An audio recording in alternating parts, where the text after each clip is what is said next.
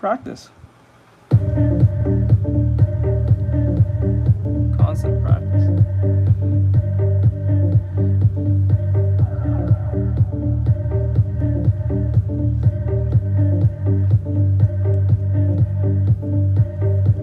Nice. That's awesome, yeah.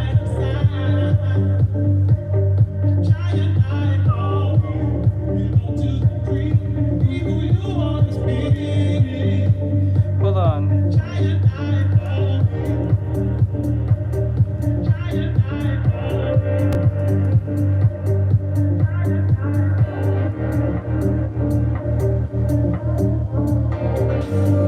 What are they talking about? Again with this shit again?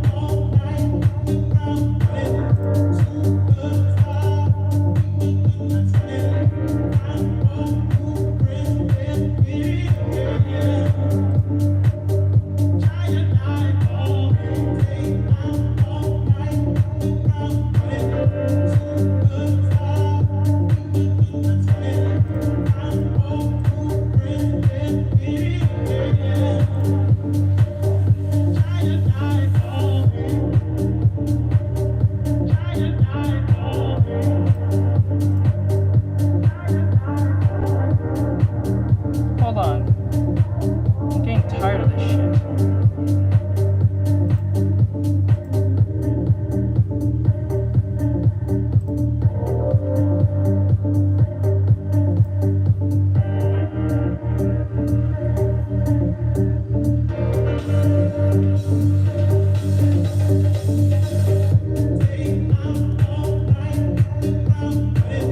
Like, stuff.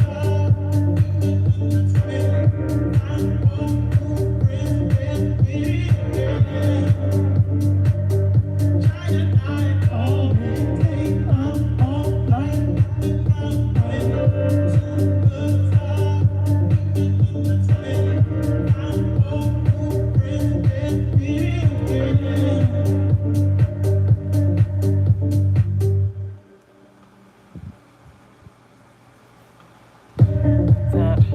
Oh.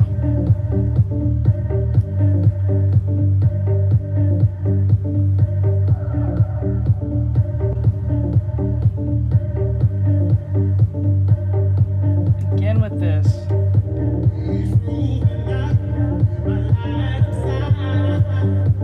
Hold on.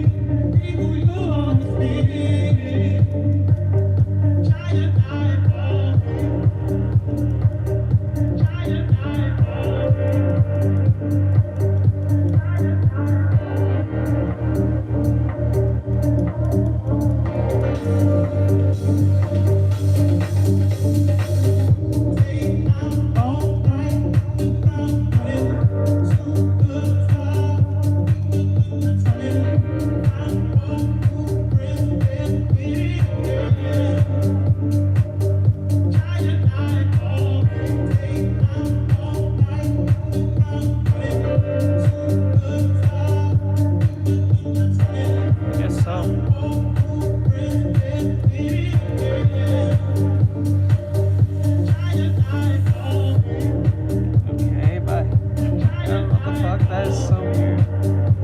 People are weird. Why did I say weird shit? What the hell? What do you mean he's scared? Scared of what?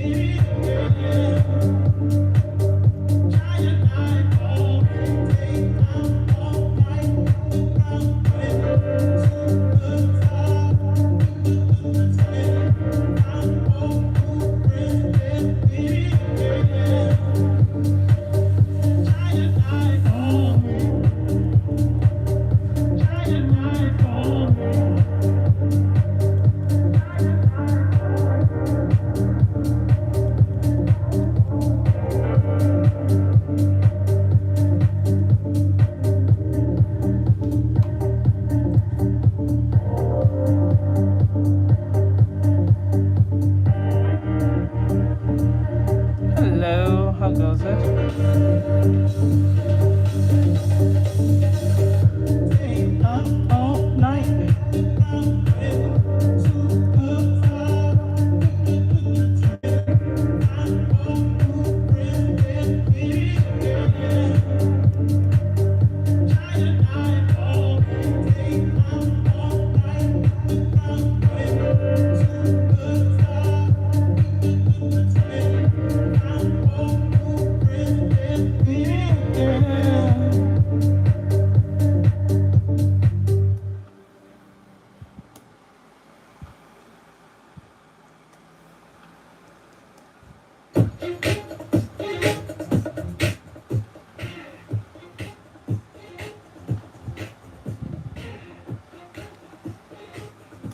Okay.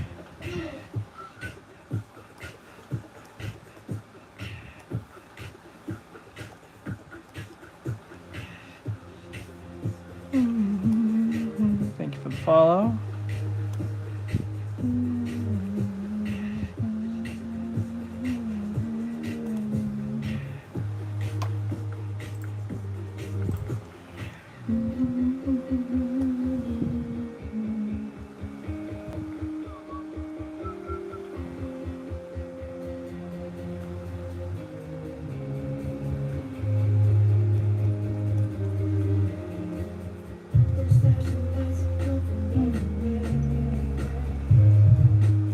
Hello, what's going on?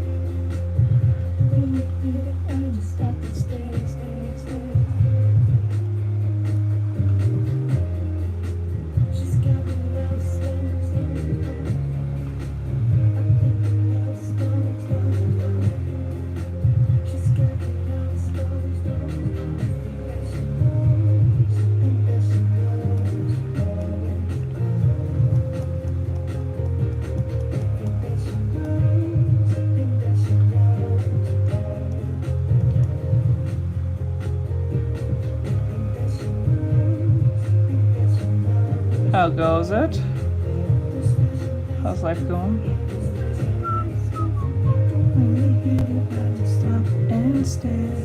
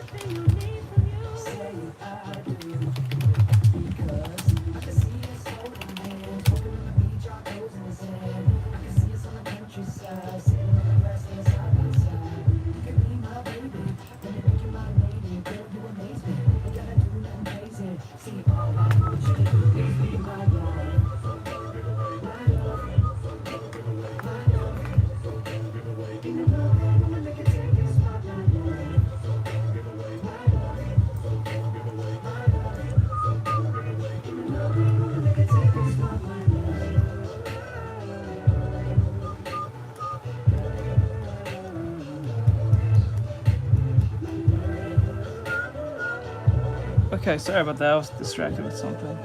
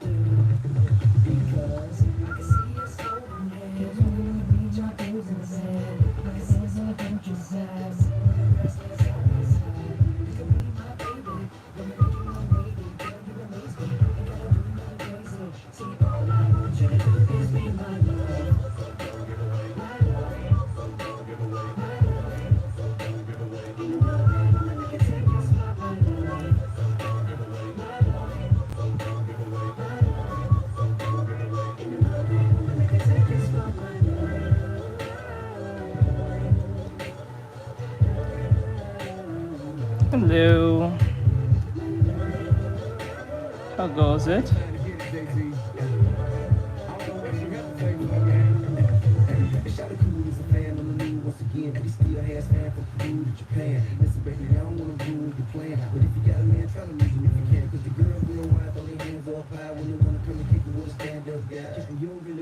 Chance go by, cause you just see what a man so fly, with a friend so fly, I can't go fly. Private cause I handle my DI, they call me Camel Guy. Simply cause I am high. I hate to have to cancel my vacation, so you better now. I'm patient, but I ain't gon' cry. You know, girl, I ain't gon' die. Hold up, what you mean you can't go wild? Me and your boyfriend, we ain't no time. You say you wanna kick it when I ain't so high. But baby, it's that I ain't your guy. XP Pen E22. Oh, XP Pen. I think it's a E20. E20, I think. I have no idea what you was talking about. Let me see. Oh, that got deleted. I don't know what that whole flamethrower thing was about. That was so random. Link in bio if you want to get it. It's in my description if you're watching from YouTube or from TikTok. The description's there. Oh wait, would you use yourself? Nah, sounds boring. Oh, the whole marijuana crop thing? No. That's such a real specific thing to even bring up. It's almost too specific. I don't know what that was up. Okay, let's see here.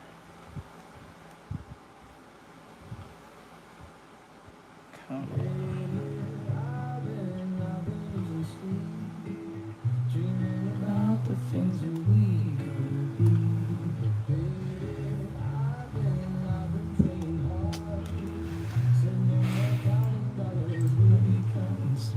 Okay, the back here is too broad, so this part's too wide. So.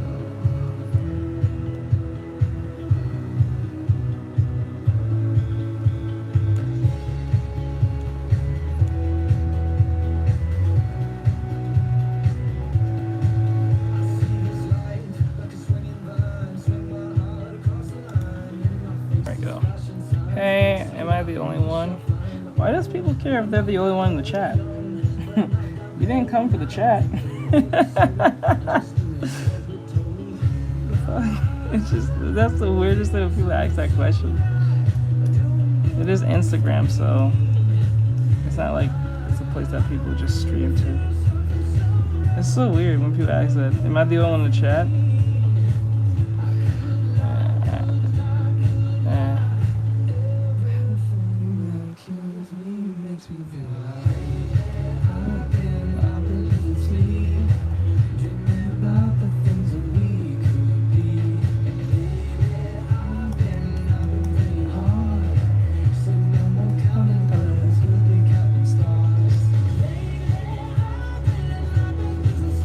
Last thing I'm ever worried about what the chat is doing. If I was a person watching someone stream it, I'm not worried about no damn chat. Shit don't make no sense.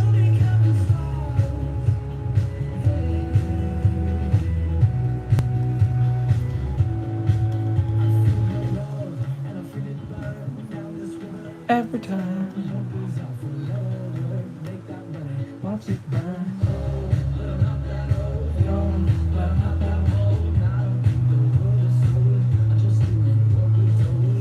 Yes, sir. I don't know how to respond, but nice figure.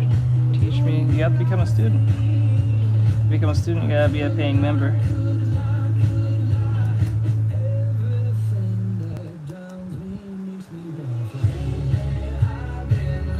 This back here needs to be a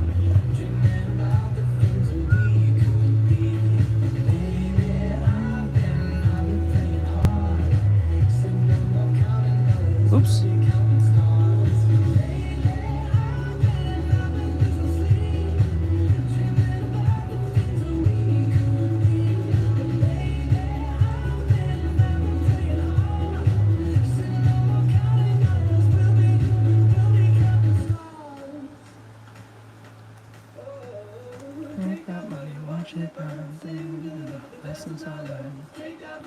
Gotta go bring you. Alright. Binging JoJo. Thing, no problem.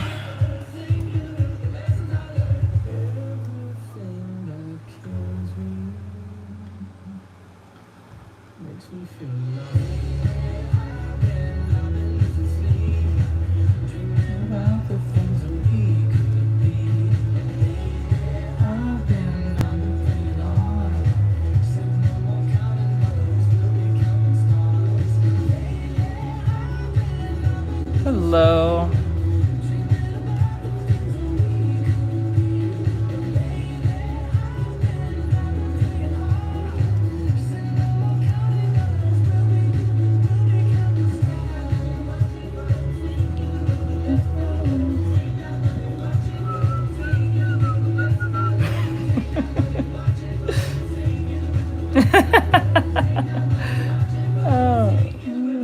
I hear that music to this day.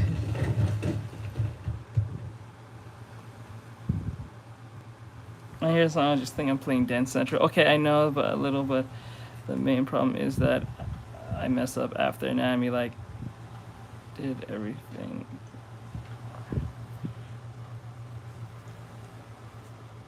That means you need to work on your gestures. I always tell students all the time, you can draw something extremely accurate, but if it doesn't have no flow, therefore it's boring. And if it's boring, it looks stiff. It looks stiff, it looks horrible. See, that's why when they say just learn anatomy, I don't think that's a good thing just to say to students. You gotta say, yeah, you gotta learn anatomy, but you have to learn your flow. Learn the flow first. Know the line of action. I'm pretty sure you heard that term somewhere before, whether on YouTube or to your art teacher if you're in art. If you're in school for that crap. Every argument, every word we can take back. Cause we know that it's happened, nothing that we broke when the way that the story ends. There's only one minute. I want to change my mind, cause this just don't feel right to me. I wanna raise your spirits. I want to see you smile. No, that means I'll have to leave.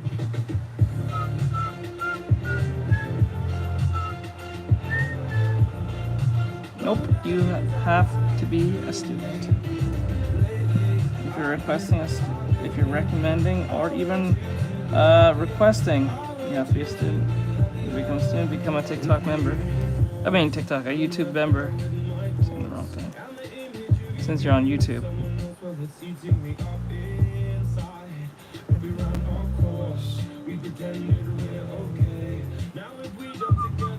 That's only exclusive to YouTube members.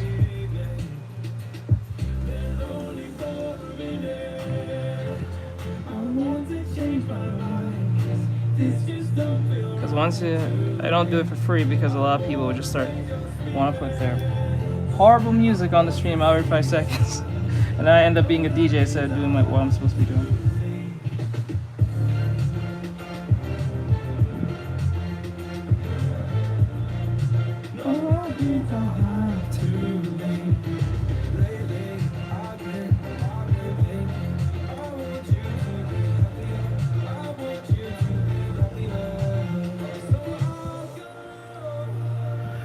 Okay, thank you. I'm really glad that you respond to me, and I really love how you draw. And I'm also awake at this point. Night, Miss India. Okay, no problem.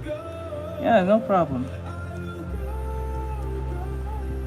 I have a few students. I think one that lives in India. I think I help him. I think his name is Bob, or he names himself Bob. I don't think that's his real name, but I helped him with his anatomy work or things that he's working on. I think currently he's working on legs, I believe, if I remember right.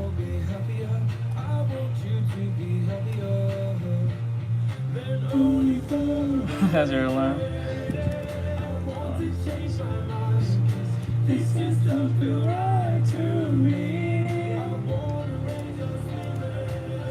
I want to clean this up a little bit. I don't like how it's too messy, so we're going to zoom in.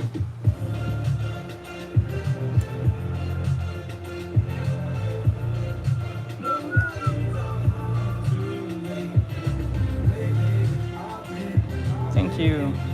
Hey guys, those of you on TikTok, can you hit the like button, give like a bunch of likes, because TikTok's being a total asshat to me. I don't know what's going on, but there's this weird bug or thing that's going on where it keeps saying that I'm using reproduced content when I'm not. I'm literally just doing artwork. I don't know if that's a bug that I don't know if that's happening to other creators, but that's been happening a lot as of late, and it's getting on my nerves. So, I don't know. It'll bring more people into the stream. I don't know why it keeps doing that. It has done that 3 times now, which is fucking annoying. I don't know what's up with that, so.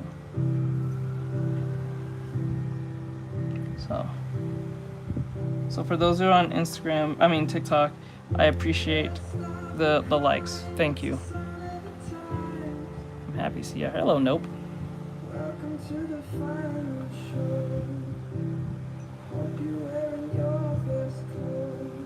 hello, hello. Ugh, it sounds dead. I don't like this music. Ugh. You know that some songs you're just like, oh, it's one of those songs, but it's like, no, it's just too dead to listen to. I can't even have that as like background music. It's just horrible. Like I'm not even like, ugh. I'm not even like criticizing it. It's just dead. It just makes the stream sound dead. I like some upbeatness. Thank you. Thank you for the likes. I appreciate it, guys.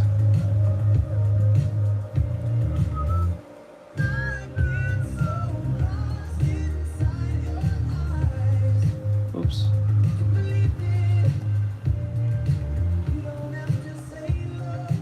Hey, Mike. What's going on, bro?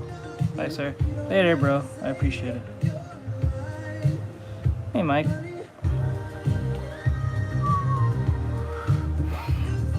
Yep. If you just go to my stream. I mean, go to my content. You're on YouTube. I have a bunch of reels up there. Reels. I said reels. Shorts. YouTube shorts and what do you call it? Tutorials.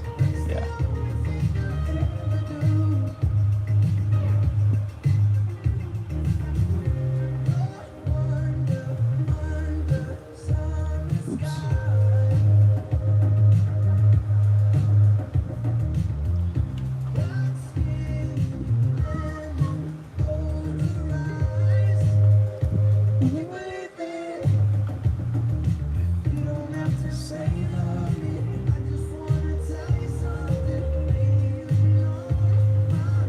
Yesterday we did a commission for a client yesterday, and it was of Asana from Sora Online, and it was this. I did this for a customer. She wanted it in a sketch in black and white, or I put it more like this, so that's what she wanted. So.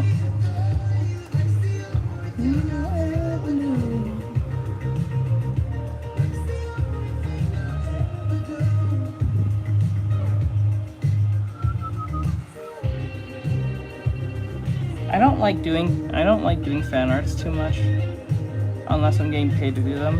Usually I do either, whenever I draw things on my free time, it's usually for like a character design I'm doing on my own, like original work. I like doing that more than doing fan arts. I think fan arts is a trap to a certain degree.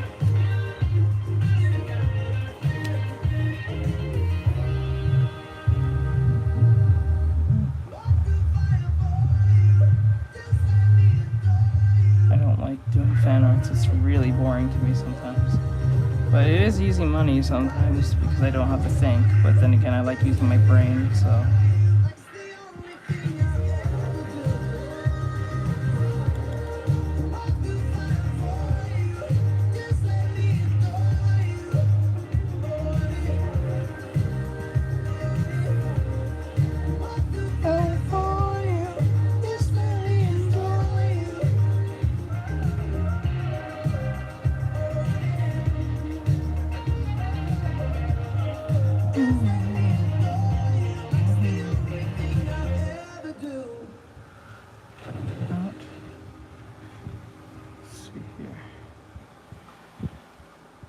as a character designer and training, it's my job to be as original as possible, or at least use what I learned from all the YouTube videos I watched throughout the years. The face about here.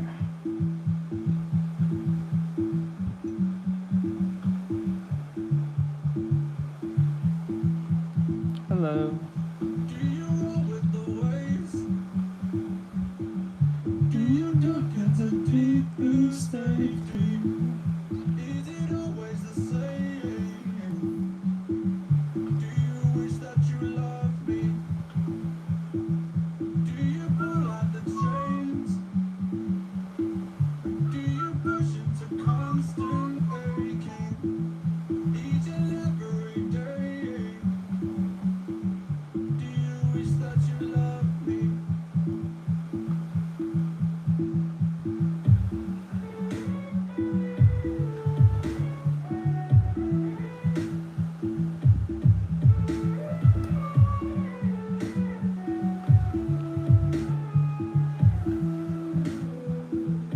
Something you give, you will never receive in return. Do you know what it is? Do you wish that you loved me? Are you trying to? It's not that I have to sit there and think of something original. What I'm doing is using patterns that I learned from other artists or other content creators where, like for instance, like color theory for instance, most times characters are considered dangerous or either using several a few notable colors. So like if you want your so-called villain to be villainous, you use usually a lot of blacks, reds, because reds usually indicate passion but yet aggressiveness. Black also comes with mysteriousness and also uneasiness. You can probably use some purple because purple also brings mystery. It also brings like uncertainty to a degree, and also some form of royalty in some form. You'll notice this a lot. Dragon Ball did this. Vegeta's power has changed over time with his aura. It used to be purple when he first fought Goku. Now it changed to blue. Purple usually is a sign of royalty. Same thing with Frieza. Frieza has purple and white.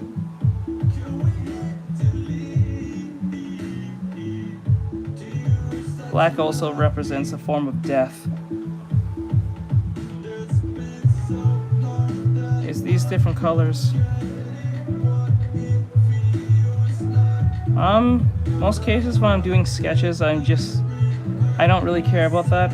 I just go by how I feel on the drawing itself, but whenever I'm doing an outline, I use line hierarchy. So like for instance, I'll use like between numbers of like, if I'm doing a sketch, I do like a 15, a 12, and a 10. But when I'm doing line art, oh my god, this fucking, my life does not contain that shit. What is wrong with this stupid thing? Hold on.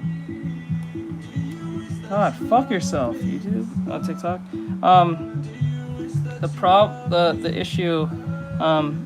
I also do the what do you call it? The line hierarchy where I change the line based on if it's gonna be thinner, it's gonna be like a 6 or a 4. If I'm doing the line art. When I'm doing sketch art like this, especially when I'm just doing the lines, I try to keep it as thin as possible, but that usually falls on how I draw it based on the what do you call it, the pressure sensitivity. So I try to be as light with it as possible and loose as possible with it. And then when I'm doing when I'm thickening areas that has crossroads type stuff, I use like a more of a slightly bigger, like 2 notches higher than what it is. But I have to remember which one was it.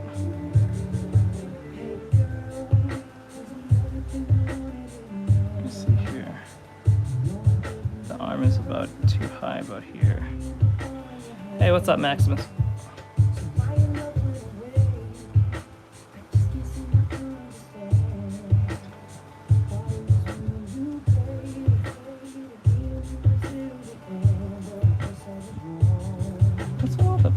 No, I'm not doing this.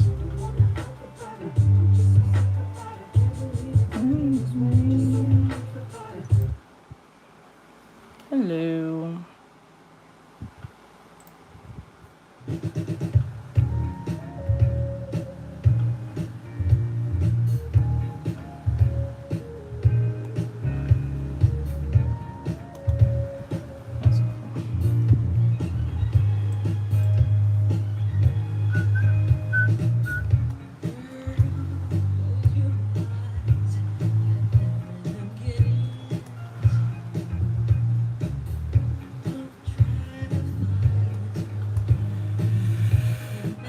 How do you manage to script design characters? So I do like color theory, and then like for instance when you're making a character that's usually really like big, depending on what they're supposed to be. Like say you're drawing a character that's gotta be really boisterous and stuff, you draw them pretty big and huge.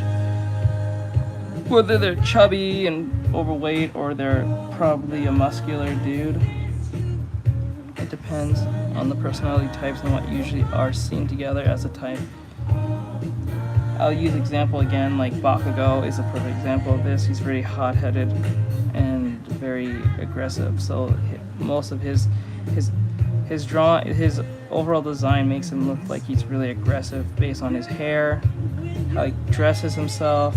Sometimes he's not really all that upkept, or sometimes he doesn't look all together because he's wearing like more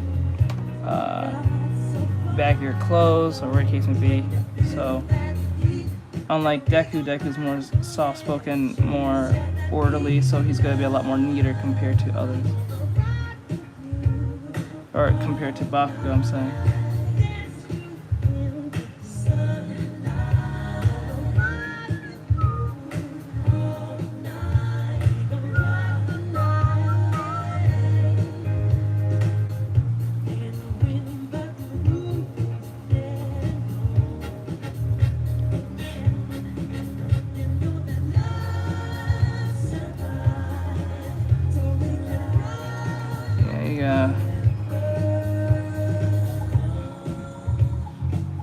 True, he doesn't. Yeah, when I think of it now, bro, you're right. He doesn't even tie his tie.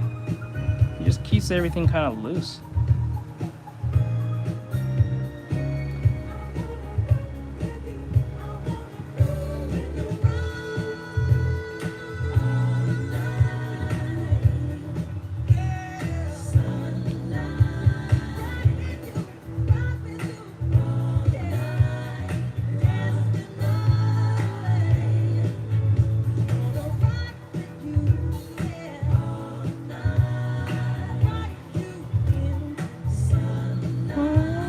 Oh, so to answer your question, what's happening is that you need to, you gotta learn how to use your brush settings, but other than that, it might be other factors that's happening. You might be on the right size.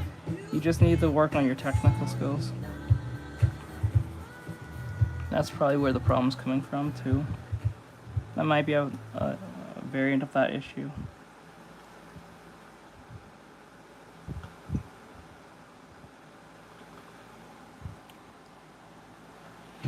Wait, hold on. Cancel. Hold on.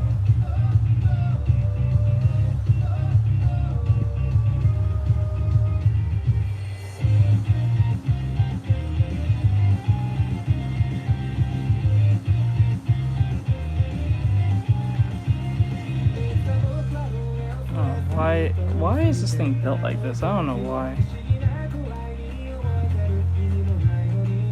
Anyway, do you play games like gacha games? Well, not that I haven't on stream, it's just that I don't do it a lot because either I do it for a sponsorship, and I'm doing more gaming on on my channel, and it seems like it's working. Right now, we're playing games like Repo and Lethal Company and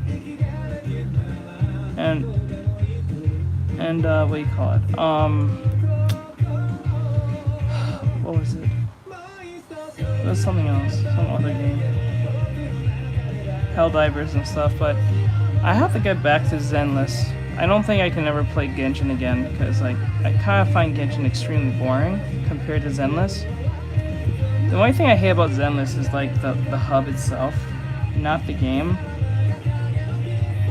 I just wish the hub wasn't so like, or I don't like the TBA. That shit pisses me off. I don't know why. I just don't like the TBA part. I like fighting and all that stuff, but other than that. But I have played gacha games before on stream. Actually, quite frank, I think MiHoYo gave me another sponsorship to play the game again, so I might do that later on this month.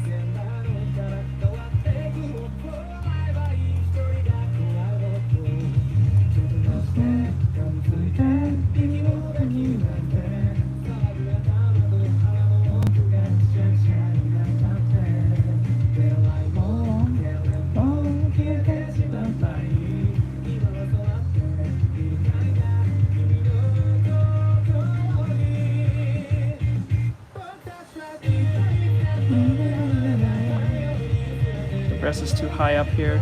As you can see, the breast is way too high up. So we need to grab that part. We have to grab that part mainly. I have this feeling if I turn it down, maybe that might cause the problem.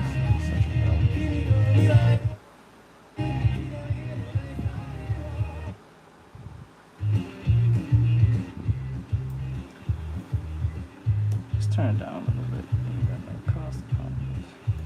Persist.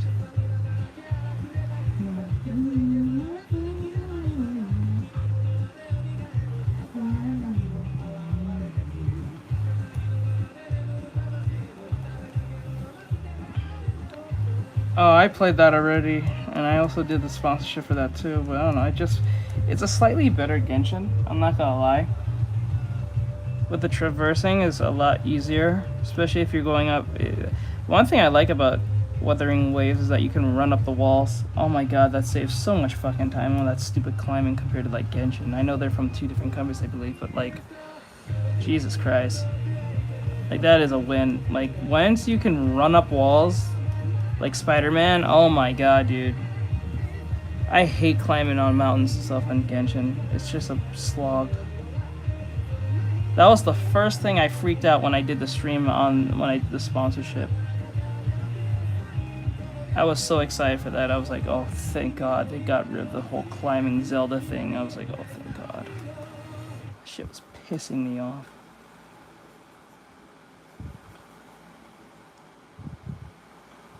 And it's not like it's hard to climb on walls. It's a slog. That's the problem. It's just a freaking slog. Ugh.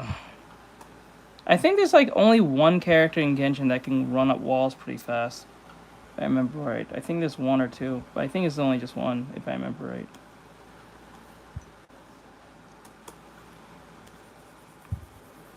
I was so certain there was one character that could do that only.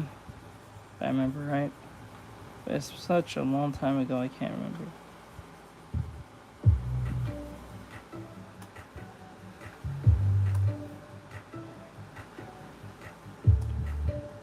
Let me see.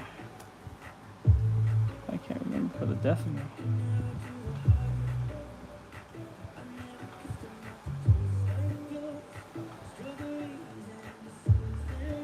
There we go. It looks a lot cleaner now, but it doesn't look that desirable.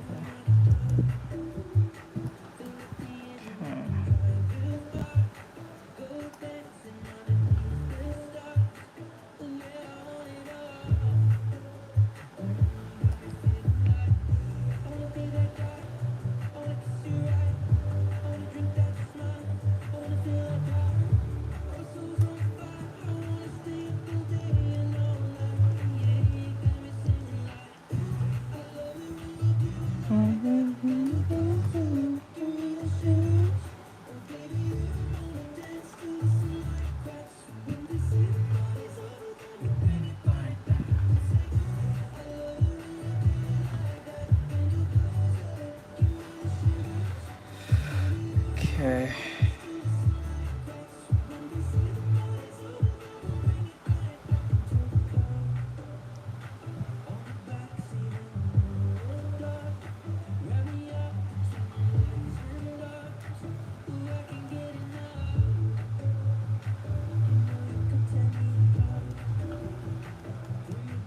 Thanks for the likes over there on Instagram. I appreciate it.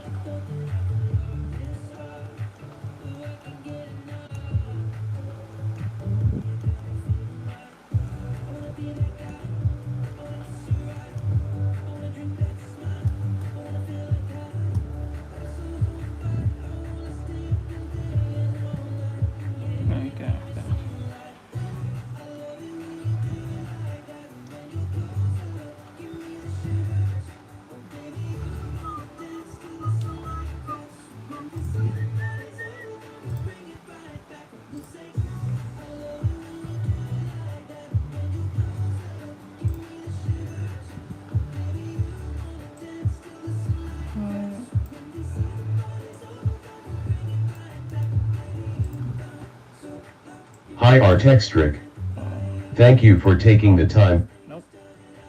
You're not taking the time explaining everything in detail. I completely understand your concern. I really appreciate how thoughtful response. Also, you are about applying the TikTok guidelines first. I want to ensure you that these flags are only visible to you. I don't negatively impact your content or reach.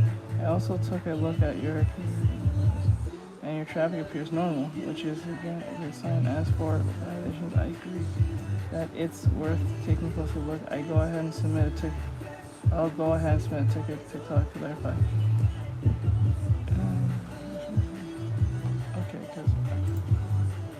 Okay. All right, hold on, guys. 1 second. This is something I need to answer. Hold on.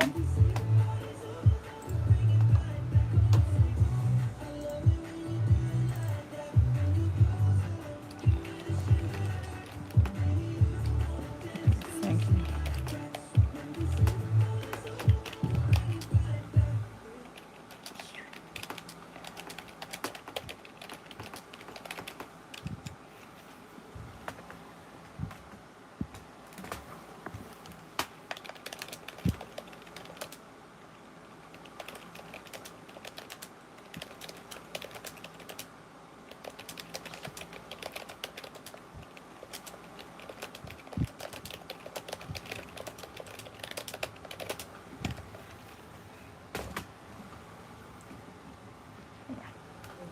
This is fucking getting on my nerves because it's not pushing my content out to my audience, and that shit's pissing me off because it's saying something around the lines that my stream is producing unoriginal content. There's nothing that's there, so I don't know what it's talking about. I'm just doing artwork. I'm literally just drawing.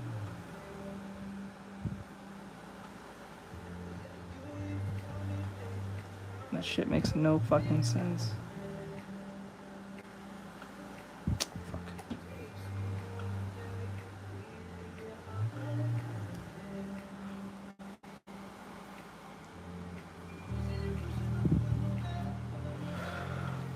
Okay.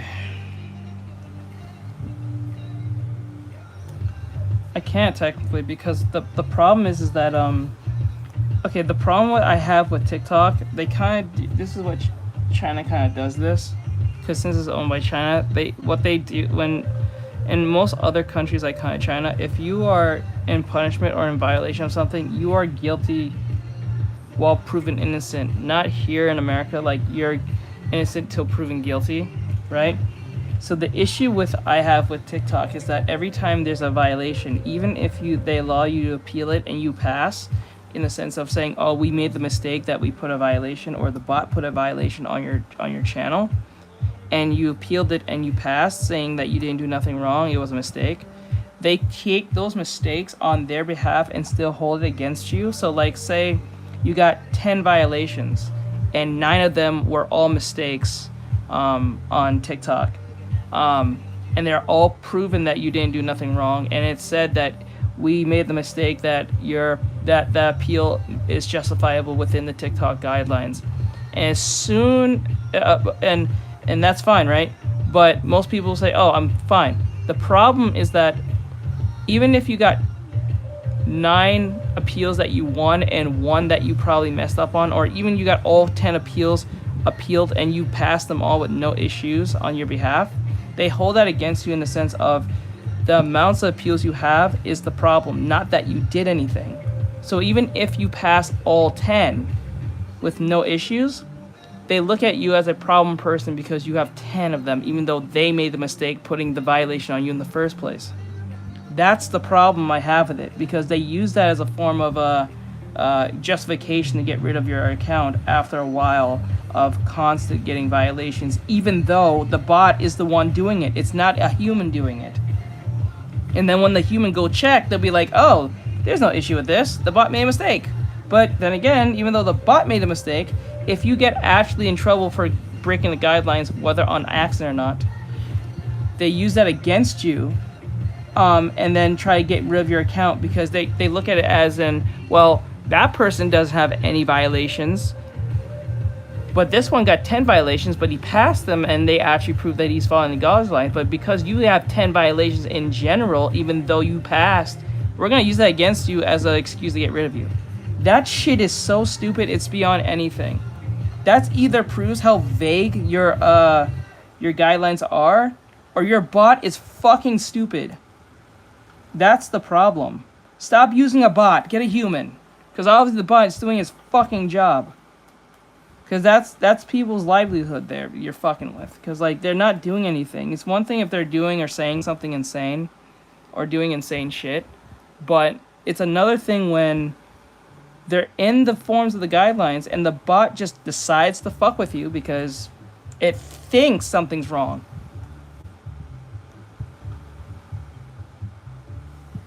Correct. And that's a problem. It's a real issue. I don't get it. That shit is so dumb. It's literally guilty before proven innocent. Might be Mac, like Pinterest or something. Yeah, it's like Pinterest. It's like Pinterest. Pinterest does the same damn thing, but the difference is they don't violate. They don't get rid of the person who holds the Pinterest. Hold on. They don't get rid of the person who has the Pinterest, who puts it in their pins. But I don't know why they even mention it to the person who has it in their pins. It's not like they made the content. You allow the person to post the content. The other person sees it, saves it into their pin collection. And somehow the person who has the pin collection, who did not make said content, is being told something about violation. Why the fuck are you saying anything to me? That's like Burger King selling burgers, knowing that the burgers are no good and probably unsafe, and then the police comes, or the health inspector goes and gives you a fine for eating the horrible burger they served to you in the first place. Like, what the fuck is this? You're punishing me for something you should have done? That's crazy. Hello. That shit is crazy. I can't, that makes no sense.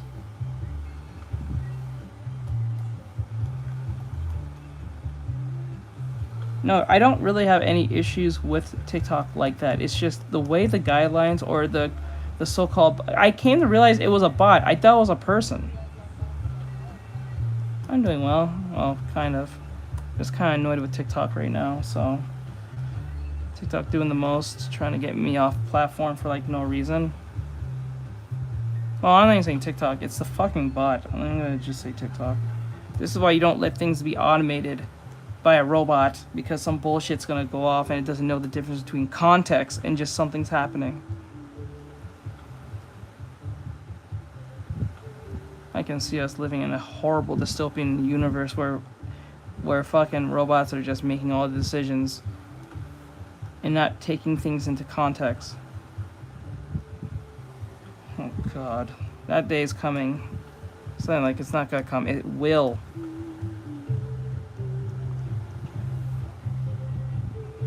I came to realize it was actually a robot the entire time, because when I was talking to my agent on TikTok, she was showing me the violations that had happened, and she saw that there was no issues with anything I did. She said it's just an automated bot that detects and looks for any type of keywords or any type of images. I'm like, that's the problem. You guys have a fucking bot. That's your problem. Or even if you don't have the manpower to do that, which I'm pretty sure you don't, because that's a lot of content and people streaming X amount of hours in the day and night and stuff. So if you're gonna use a bot, let it know the difference between context. And I'm pretty sure that's hard to do, but then again, that's what you sign up for when you have these type of things. You have to have this thing to be more efficient. That shit's stupid.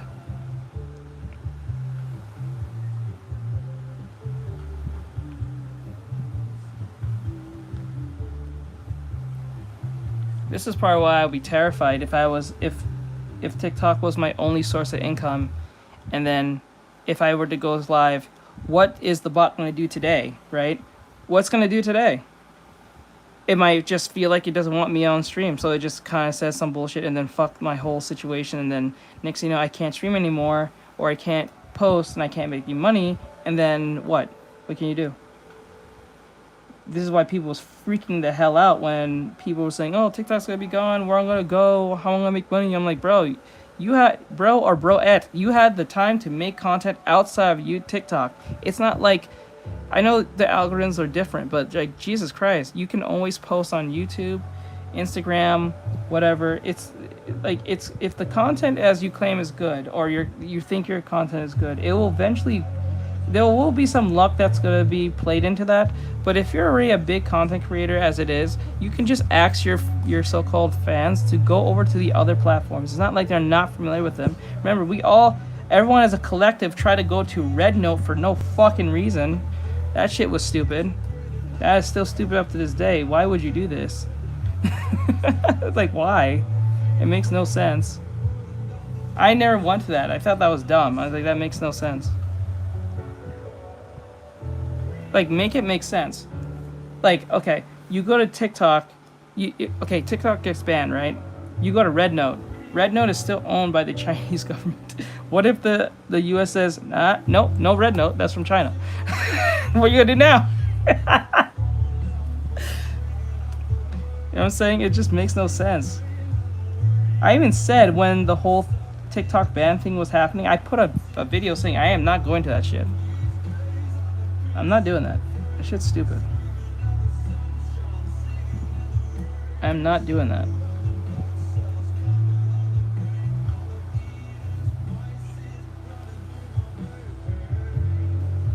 Now you just gave the Chinese your information. What the hell did you just do? Like, what the fuck?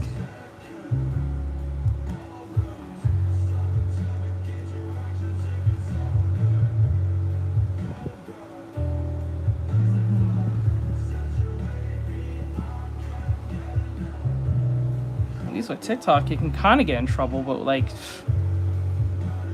no, bro, that was not smart on that behalf at all. But people was just reacting. That's the problem, and that actually proves how far gone as Americans we are still connected to this app. And this app has been around since what, 2014, 2015, I think. Was it late 2015? Well, it was Musically at first. I think it was 2013. But I think officially became TikTok in 2014 or late 2015 or early 2015. If I remember right.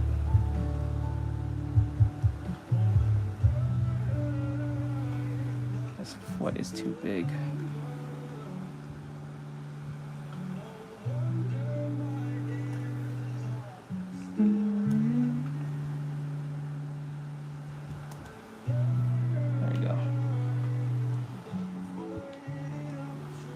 Actually, this leg here needs to be a little bit more. There we go. Okay, that's a lot believable.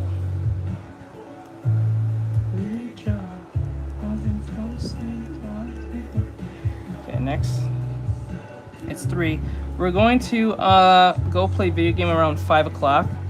So that's why I'm just doing these quick sketches. I just want everyone to get hyped. Hello.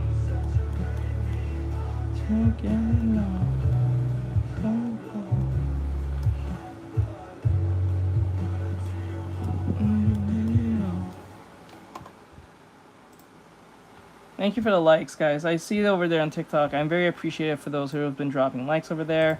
Thank you so much. I do appreciate every last one of you. Today we're going to be playing video games today. And I fixed the repo problem. I got tech support to help me fix the repo problem. So we're going to play a little bit of repo today. Clip Studio Paint. So we can drop monsters now. So that's going to be fun. You ready for that, Mike? We're going to be playing today and see how things turn out. So how that's going to work is, for those who don't know, oh shit, I should get dinner ready sooner than, yeah, no, I'll start as soon as you're done, Mike. So you don't have to rush. Get your stuff done. Don't rush. But it gives me more time to do more artwork anyway. But yeah, for those who are wondering what we're talking about, so today we're gonna play with we're playing with a mod called Crowd Control.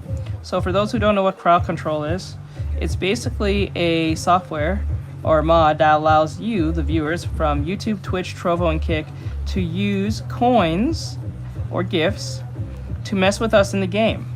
So I made the coins very cheap for everyone to use, or GIFs. You can use whatever GIF you want, but there is a list that you can see, so you know what GIF does what to us. You can use it to hinder us, as in like mess with us, or you can use it to help us while we're playing game.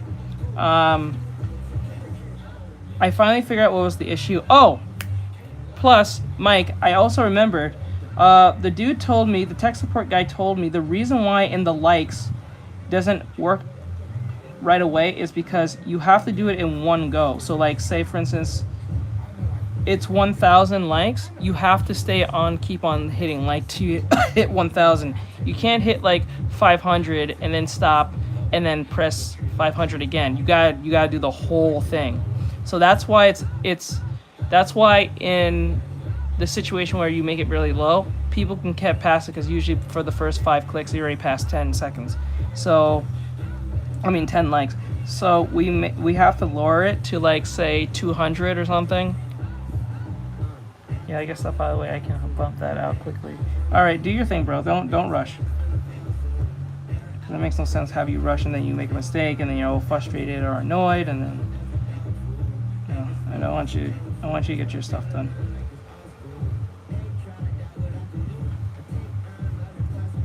So if you guys are interested in messing with me and my team today, you don't have to have the game. You don't have to have the mod. All you have to do is be a TikTok member, or not TikTok member. You have to be a TikTok viewer or a YouTube viewer. We might play on YouTube. We might play on.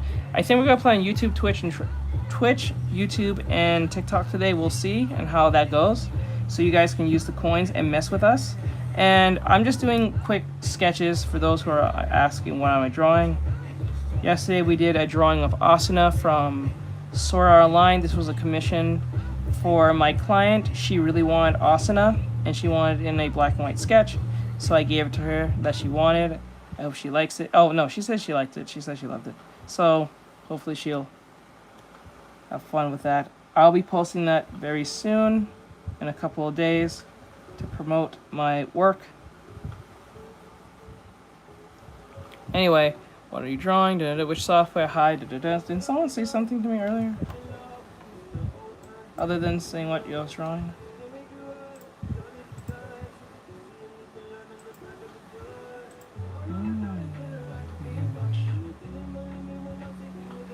Someone asked me a question. What was it? They said proves that almond. Okay, read that. Red note. Hello. Hello, Beatbox. What's going on? Hey, Anya. As I'm saying, Anya.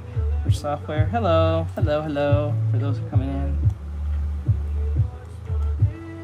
Hello.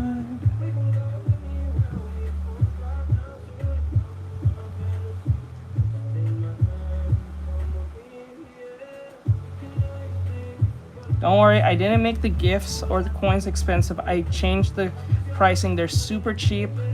They're super cheap. So you guys can use them and have fun with them and see how it's like. And then the more people we bring, we'll probably make it slightly more higher, because the more people want to use it and stuff like that.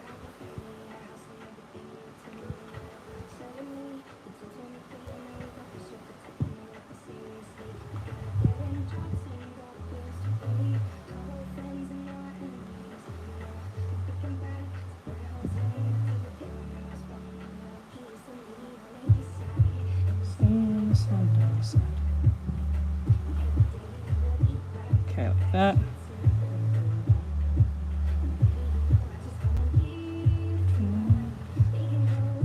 Mike, are you having issues watching the stream? Is it glitchy or anything compared to yesterday? Put the mind to it.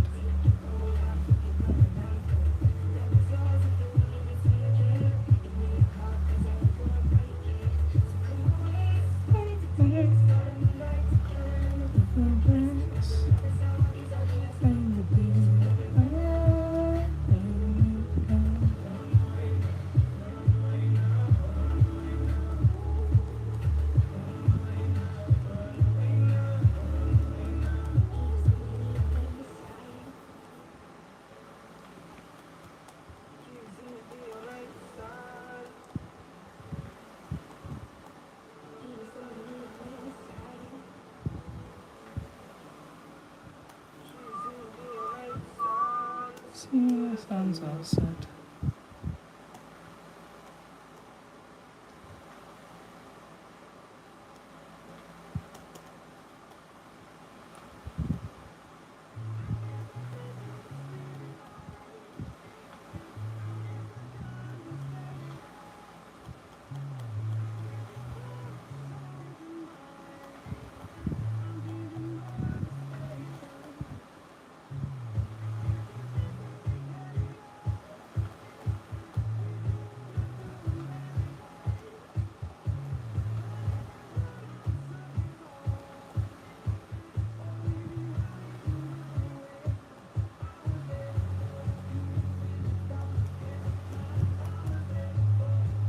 In the darkest, nowhere.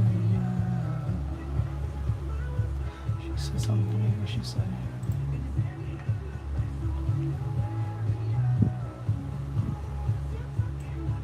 Yes, I joined your live from my end. That's pretty weird. If you get those violations, have you tried opening and disclose?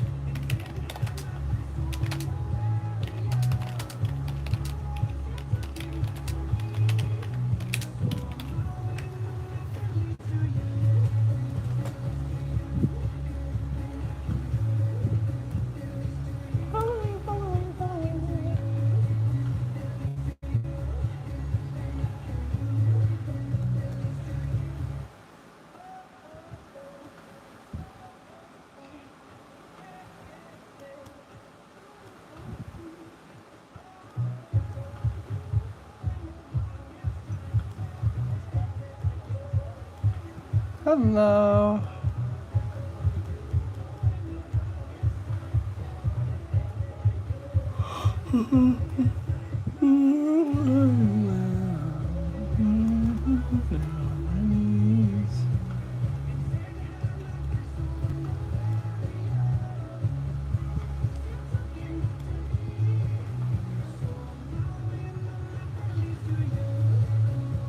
What the hell am I doing? What the hell?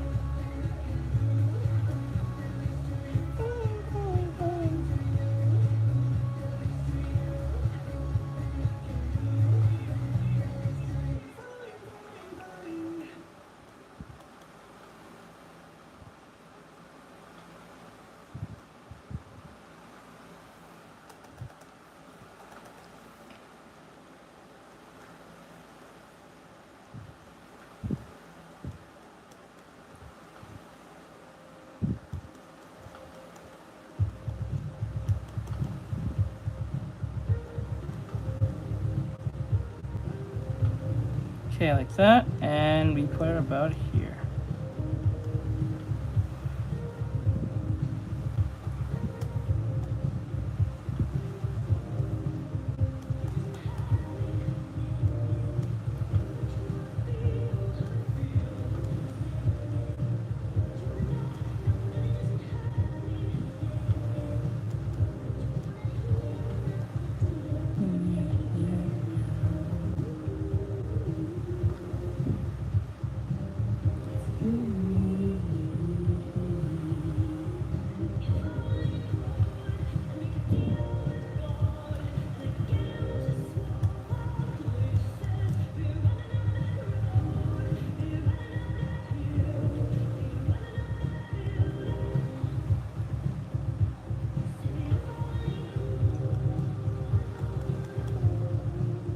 Thank you, I appreciate it, Ren. I do appreciate it very much so. I thought this was Rem for a split second. No, it's Ren.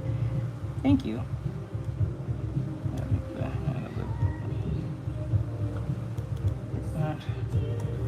Erase this part.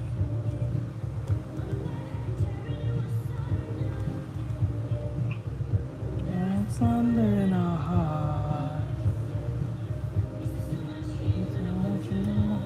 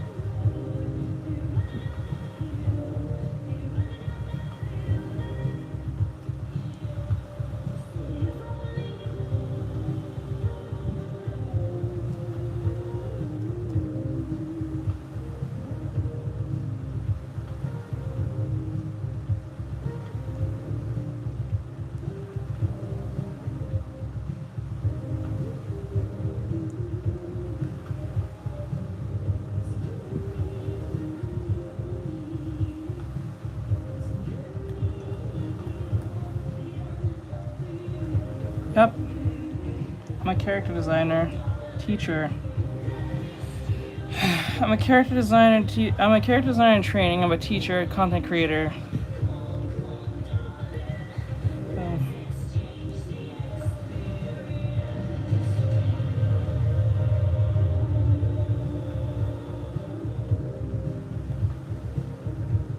It's my side job, actually. It's my main thing.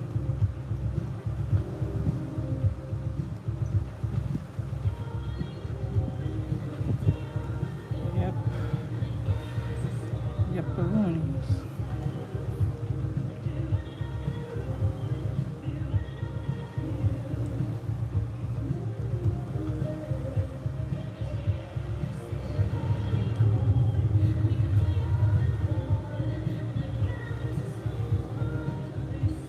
Hello, Azari? Azuri?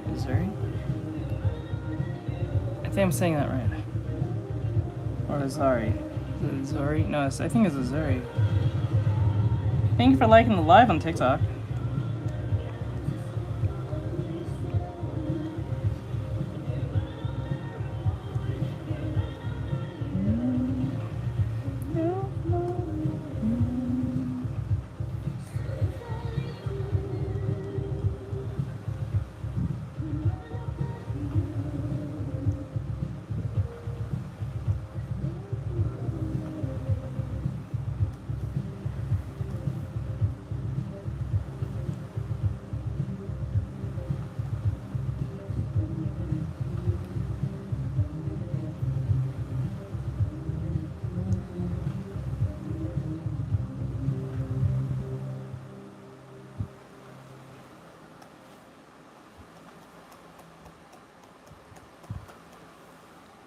Okay, let me put the, here's that.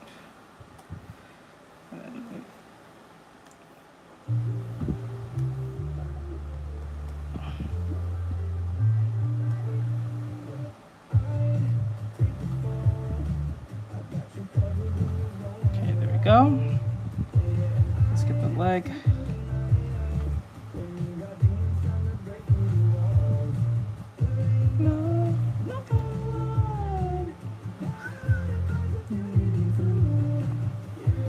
Part here is to straighten, so we need to fix that.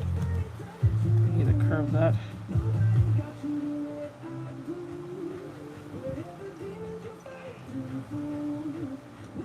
Hello. How goes on Silver? How's life going, bro?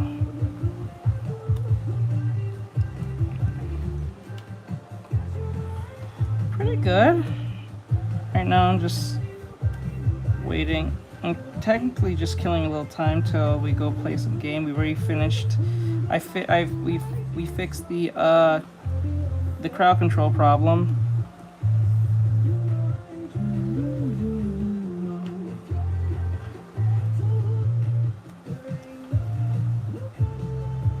So we're gonna be playing repo today with crowd control on. I understand, bro. I understand.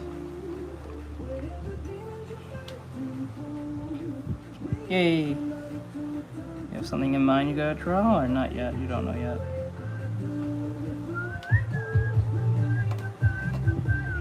Yeah.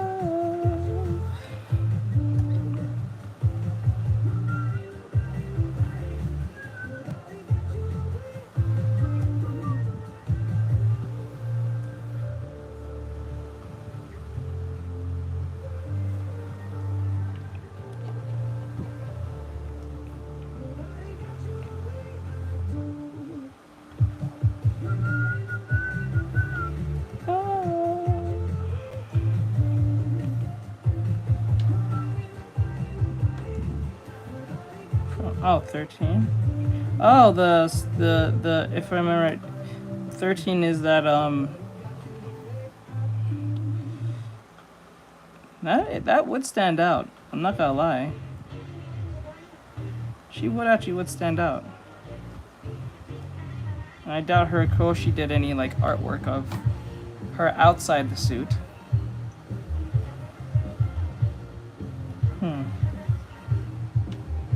I wonder if she has to wear that at all times, since her powers is a literal black hole or something like that.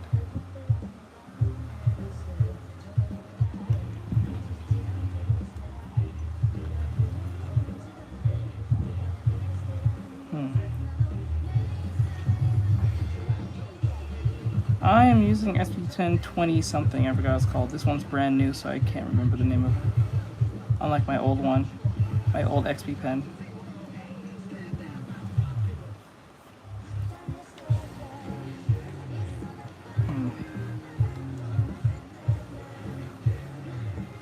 That'll be interesting, actually. I'm actually looking forward to you doing that drawing.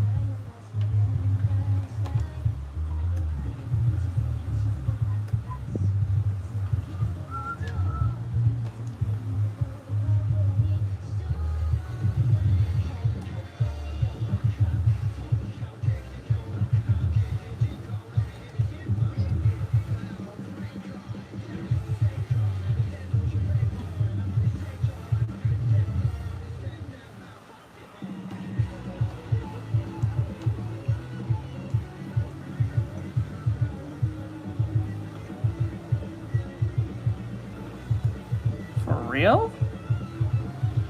Is there concept art of this? I would like to see this. Are you serious?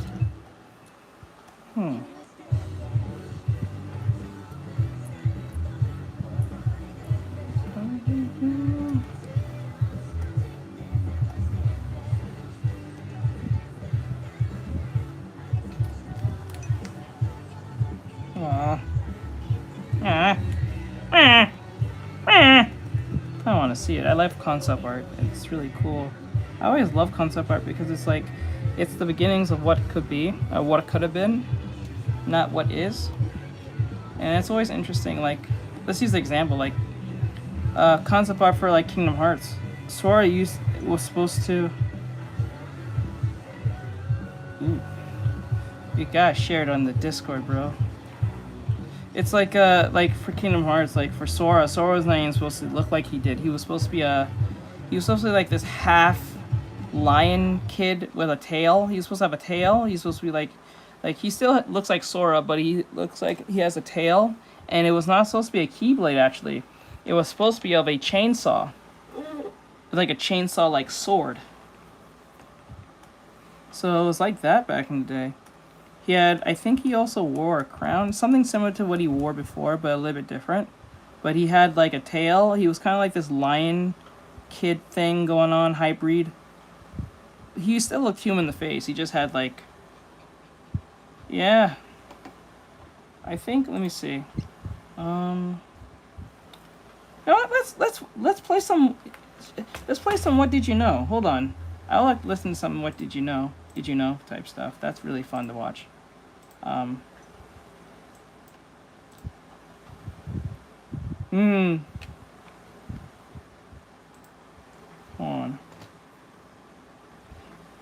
on.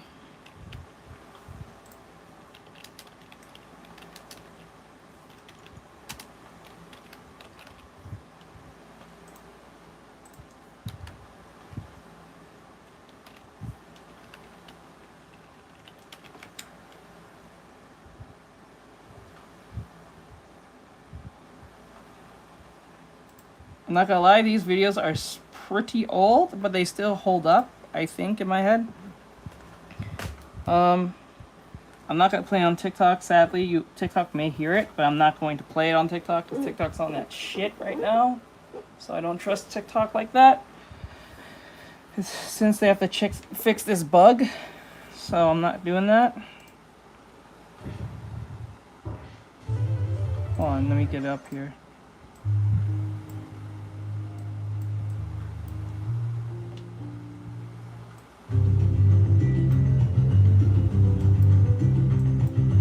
Did you know? Kingdom Hearts owes its existence to a string of chance events. The first of these events was when Final Fantasy developer Tetsuya Nomura overheard a conversation between Square Enix executive Shinji Hashimoto and Final Fantasy creator Hironobu Sakaguchi. Nomura heard the... Actually, when I think of it now... Again with this, okay. I'm not doing this. I'm not doing this. Hold on.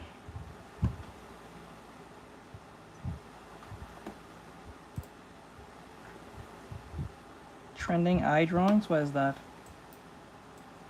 I don't know what that is, to be honest. I really don't know what that is. You gotta explain to me what that is. I'm not even trying to be like an asshole about it. I just don't know what that is.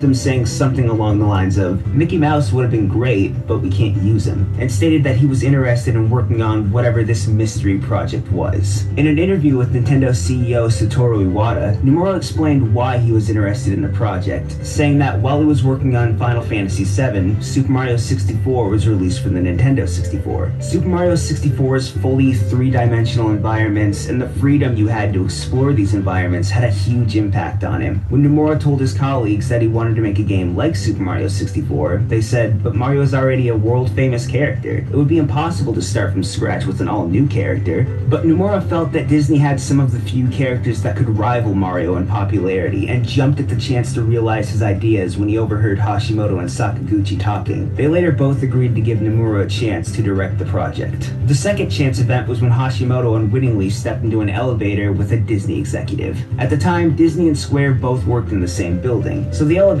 ride gave Hashimoto the chance to pitch the idea of a collaboration directly to Disney. They quickly came up with the idea of a crossover as a vague production concept, and here... And dance? Artex, what do you think of the trending AI? Oh, AI drawing. You said AI drawings. I thought you said eye drawings. My bad. There's a trending AI drawings?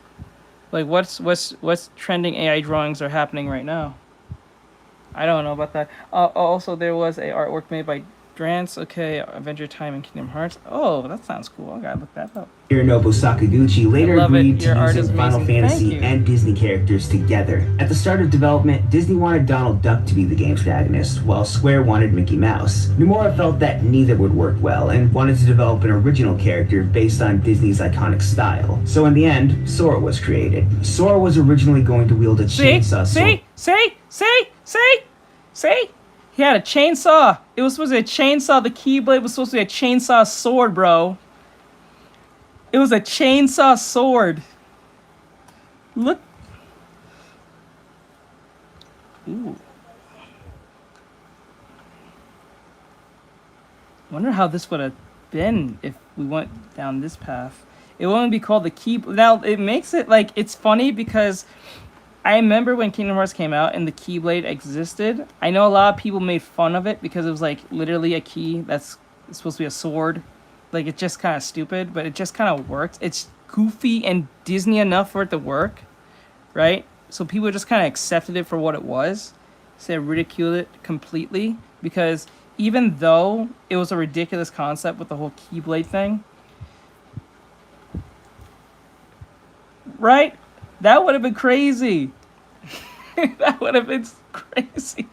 But like as in a Disney-esque game, right? Like I can see this working in like probably Final Fantasy at the time, but because Disney, I only believe the reason why they probably got rid of the chainsaw blade was because it was just too much of like what he said, like running up on someone with a chainsaw for no reason would be kind of crazy and kind of like insane for a kid to be running around with compared to like a cartoon key.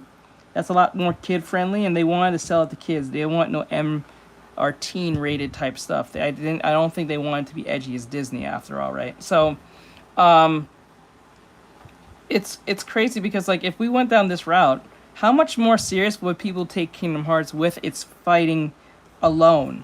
It would have probably been much more popular, even more than it is now, because like it's not stupid to hold a chainsaw sword. Like I think virtually anyone would want to hold a chainsaw sword. Correct? Right? Imagine saying that. And it makes sense because you can cut down things. That would be so cool. I saw a blade. Okay, I really like your sketches. Thank you so much, bro. I appreciate it, my dude. Let me see. Thank you, Neil. I appreciate it. And it's what's funny too is like I don't know, like I'm not gonna lie to you. Kingdom Hearts is only popular not because of the Disney thing. Well, that's probably part of it, and Final Fantasy was there to back it up. But like, honestly, what makes Kingdom Hearts stand out isn't even its story or even its characters. It's literally the gameplay. If the gameplay wasn't so tight, if the controls wasn't so tight and so responsive, I don't think this game would have lasted even a second. Like in the first year, it would have been total dog dribble. I'm dead serious. If Kingdom Hearts was made like any Disney-esque game, like in the West, not even now, even back then, like if they made like movie games, like Bugs Life and Toy Story 2, the game wasn't that bad. I'm not gonna lie. It was a lot better than most movie games, especially movie Disney games. Like I'm talking about Disney games like Ratatouille, what's the other game? Bolt, Bugs Life, all those IP movie games. Because we all know once it's a animation or a movie first, it's gonna be an ass of a video game. Let's call it for what it is. Now I would say Enter the Matrix was pretty fun, super short for no fucking reason. But times was different. That game needed a whole expansion, DLC, and story. I'm not gonna lie. Yep, they made a video game version and everything, but you have to admit, the fighting in Enter the Matrix, the video game, was insane. It was pretty fun. Not gonna lie. It was pretty fun. But the game was short as shit. It felt like a glorified tech demo. That's what it felt like to me back in the early 2000s when that game came out. It was kind of crazy how the game was so fun to play, but it was super short. Like it was like an hour long, I think, or like 45 minutes to an hour. Like that's how long the game actually was. And then I think in '08 they came out with Neo, the game, like you play as Neo. I don't know how that game actually went, but I think it got good reviews. I think it was on that same shit. Like I think the Path of Neo, the video game, I think it was on the same bar as that of Star Wars. What was that Star Wars game when you play as yeah. What was it? As it was Star Wars. Something. I forgot what it was. You play a Star Killer, I think. Yes. It was Star Killer. I forgot his name. Yes, it was that one. I'm surprised that character. Force Unleashed, that was it. There we go. Thank you. Thank you. Man, it was on that same shit. I think they came out around the same time too. I think. Oh wait, I think that came out. No, I'm lying. It was that came out. I think Star Wars Unleashed. And I think a few years later, I think Lord of the Rings Shadow of Mordor came out. And still up to this day, they will not let you use the Nemesis system for game devs. That was the most best thing ever. Holy shit. The Nemesis system was insane, bro. And you still can't use it up to this day because they patent that shit so hard. I hate you, Warner. I hate you so much, Warner. Like, goddamn. Imagine the Nemesis system in video games that you play in. And a bunch of games you play. Like in Batman Arkham Knight. Oh, bro. Oh, bro, come on. They was gonna have that in the canceled Wonder Woman game, but that's gone. I hate you. I hate you, Warner. Why did you have to patent the Nemesis system? That shit is crazy. Instead of a keyblade, and his design was going to resemble that of a lion. Yep, look at that. Look at his initial look. He was wearing like a hoodie and shit. His fingers are a little small, but it looks pretty reminiscent of his old stuff. Even his ears was different. I don't know. This looks like a whole new character. They should have made this a new character. Oh shit. If Kingdom Hearts continues with Sora and they think of rebooting the series with a whole new protagonist, I think they should use this model for a new character. That would be cool. Let me see. Sora's final design, however, had yellow shoes, red shorts, and white gloves, all inspired by Mickey Mouse. The game's story was also originally going to be a much simpler Disney-styled story, but it was altered to appeal... That's funny. I never really paid attention to that. I never paid attention to that when they did his initial design. I never saw Mickey. I just saw his Sora's clothes, but now I see it now. I'm like, I can't unsee it. Or to Final Fantasy fans. 2 months before Kingdom Hearts released, Square held a promotional contest for the game exclusively in the US. The winner of the contest would have their name used in the game. The lucky winner was New Yorker Kurt Zisa, and his name would be used for the game's 6-armed hidden boss of the same Bro, I hated this motherfucker! I hated him! God, I hated this boss so much, he gave me anxiety. Oh man, if you want anxiety, fight this dude. Oh my god, I was so mad fighting him.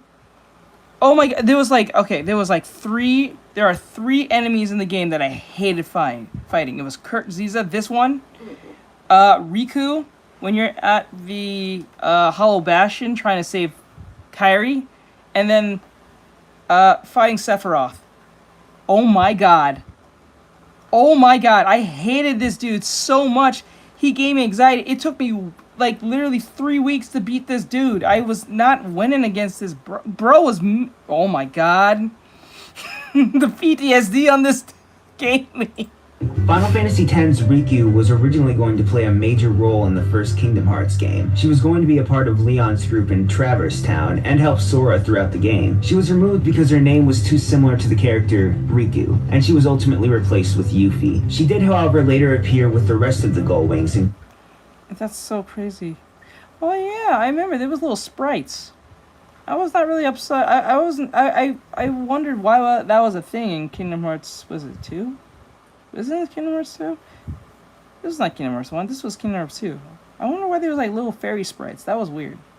in Kingdom Hearts 2. In an interview with Tetsuya Nomura, he revealed that Cloud's appearance in Kingdom Hearts was inspired by Final Fantasy VII's Vincent Valentine, saying, "This time, in this setting, Cloud is leaning towards the dark side, and I wanted to make him a bit more demon-like. And, since Vincent was exactly that kind of design, I just added it in. Although, I would have liked to put Vincent in the game too."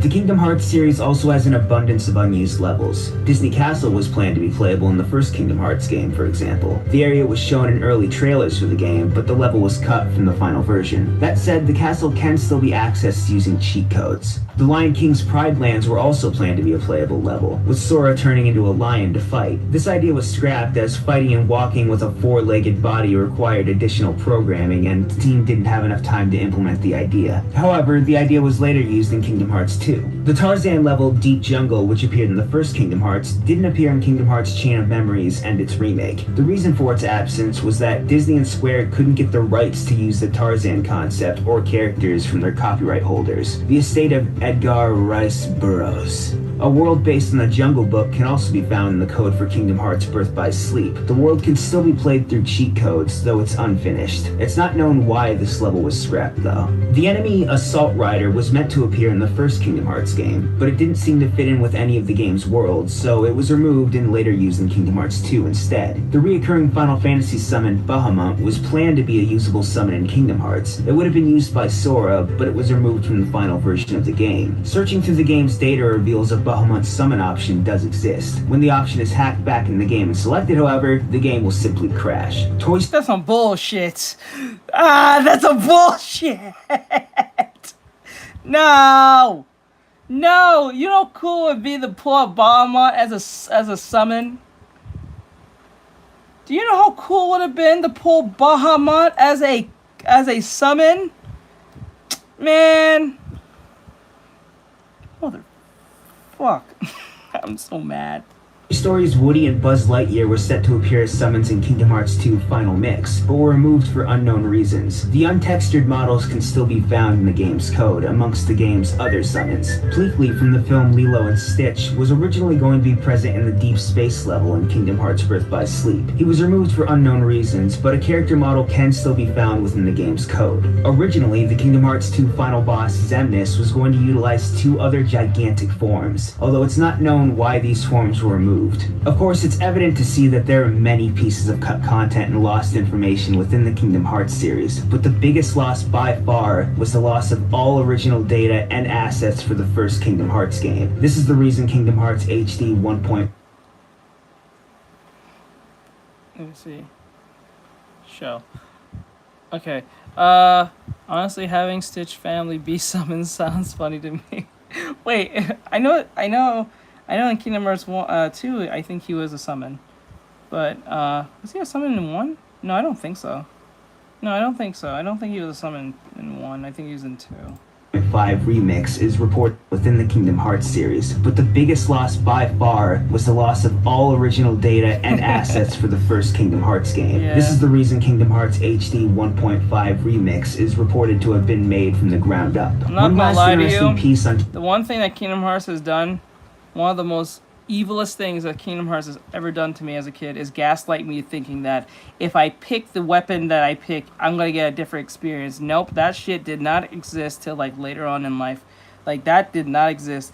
If you want to gaslight a kid, have that as have them try to pick a weapon thinking that if you pick like the Goofy shield or the Donald wand, it's gonna make a difference. That shit was such a gaslighter, I swear to God. That pissed me off. I was like, that made no difference. And you know what? And it gaslights you think it actually made a difference in your gameplay in the slightest. Nah, it didn't do nothing. It's literally the same. You're better off just picking off the fucking sword. It looked normal. It looks wild when you're trying to fight with a literal shield. Now, yep, we all went for the sword. And then we kind of thought, you know what? Next time I'm going to play this game again, and I'm going to pick not the sword. Maybe something different's going to happen. Nope, the same fucking thing. That shit was wild. Evil. Kingdom Hearts is that the actress Catherine Beaumont, who voiced Alice in Disney's Alice in Wonderland at the age of 13, reprised her role as Alice in Kingdom Hearts over 50 years later at the age of 64. Of course. I've done absolutely nothing wrong. That's all for today, but don't forget to subscribe to Did You Know Gaming and follow Did You Know Gaming on Facebook and Twitter. Make sure you also check out didyouknowgaming.com, and if you like this video, check out... Okay, let me see. I don't know.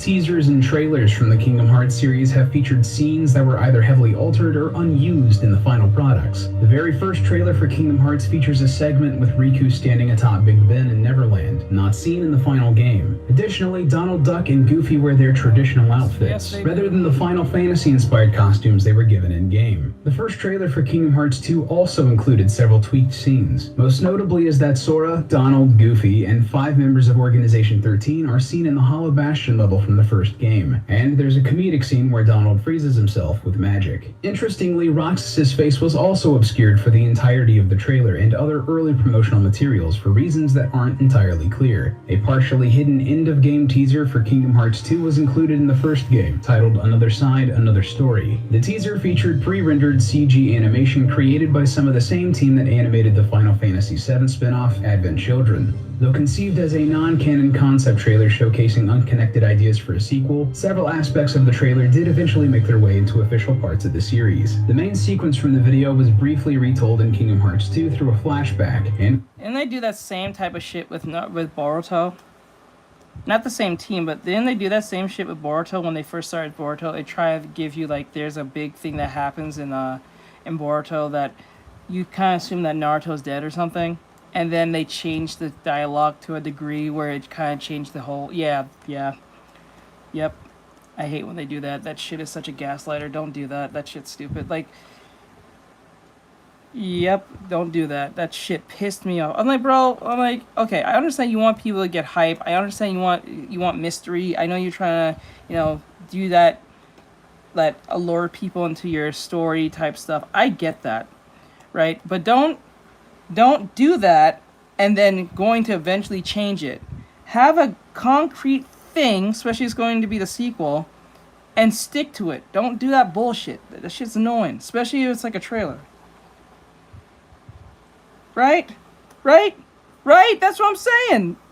Man. and was an integral part of the spin-off 358 over 2 days. Additionally, the seemingly random quotes that appear throughout the trailer were added in the Kingdom Hearts 2 script by writer Kazushige Nojima after an official story had been crafted. Kingdom Hearts 2 featured a similar pre-rendered trailer titled Birth by Sleep, which teased a climactic scene from the game with the same name. Despite first being released in Japan, the international versions of Kingdom Hearts actually feature additional content. New music and battles against Kurtzisa, the Phantom, and Sephiroth weren't in the initial Japanese game, and wouldn't be included until the release of a special Japan-exclusive version titled Kingdom Hearts Final Mix. This upgraded rendition also contained even more new content, including cutscenes, enemies, weapons, and a secret boss battle against a powerful and mysterious hooded man. Kingdom Hearts 2's Final Mix similarly featured new content, including an entirely new battle between Sora and Roxas in the world that never was, which originally occurred as just a cutscene. Additionally, optional boss battles with all the deceased members of Organization 13 were added, a feature series developer Tetsuya Nomura and his team wished to include from the very beginning. They originally planned for these battles to take place in the Underworld's Coliseum as a way to rationalize bringing back dead characters, but they had to be cut due to time constraints. Interestingly, while all of the Final Mix versions were originally Japan exclusive, each of them featured their respective games' English dubs. Though the original reasoning behind this decision is unknown, according to series creator Tetsuya Nomura, the later Final Mix games continued the tradition because, compared to Final Fantasy, there's a high demand for the English version of Kingdom Hearts. I assume it's because there are many fans who came in through Final Mix, so it felt quite weird to play Kingdom Hearts 2 in Japanese when they played the previous games in English. Thanks to Final Mix selling very well, many fans think the English voices are meant for Kingdom Hearts. Several parts of Kingdom Hearts were censored while being localized for the North American market. Green blood originally squirted out when one of the heads of the Hydra was cut off during its boss battle, but the American version instead features purple smoke billowing out. After using an incredibly powerful attack near the climax of the game, Axel is no longer shown to be on fire in the North American version, and the crosshairs shown on Zigbar's weapon during his boss battle were changed so they no longer resembled a real gun's scope. Several aspects of Port Royal, the world based on the Pirates of the Caribbean films, were also... I tell you, son, we pussy. I just call it for what it is. Call it for what it is. We're such pussies.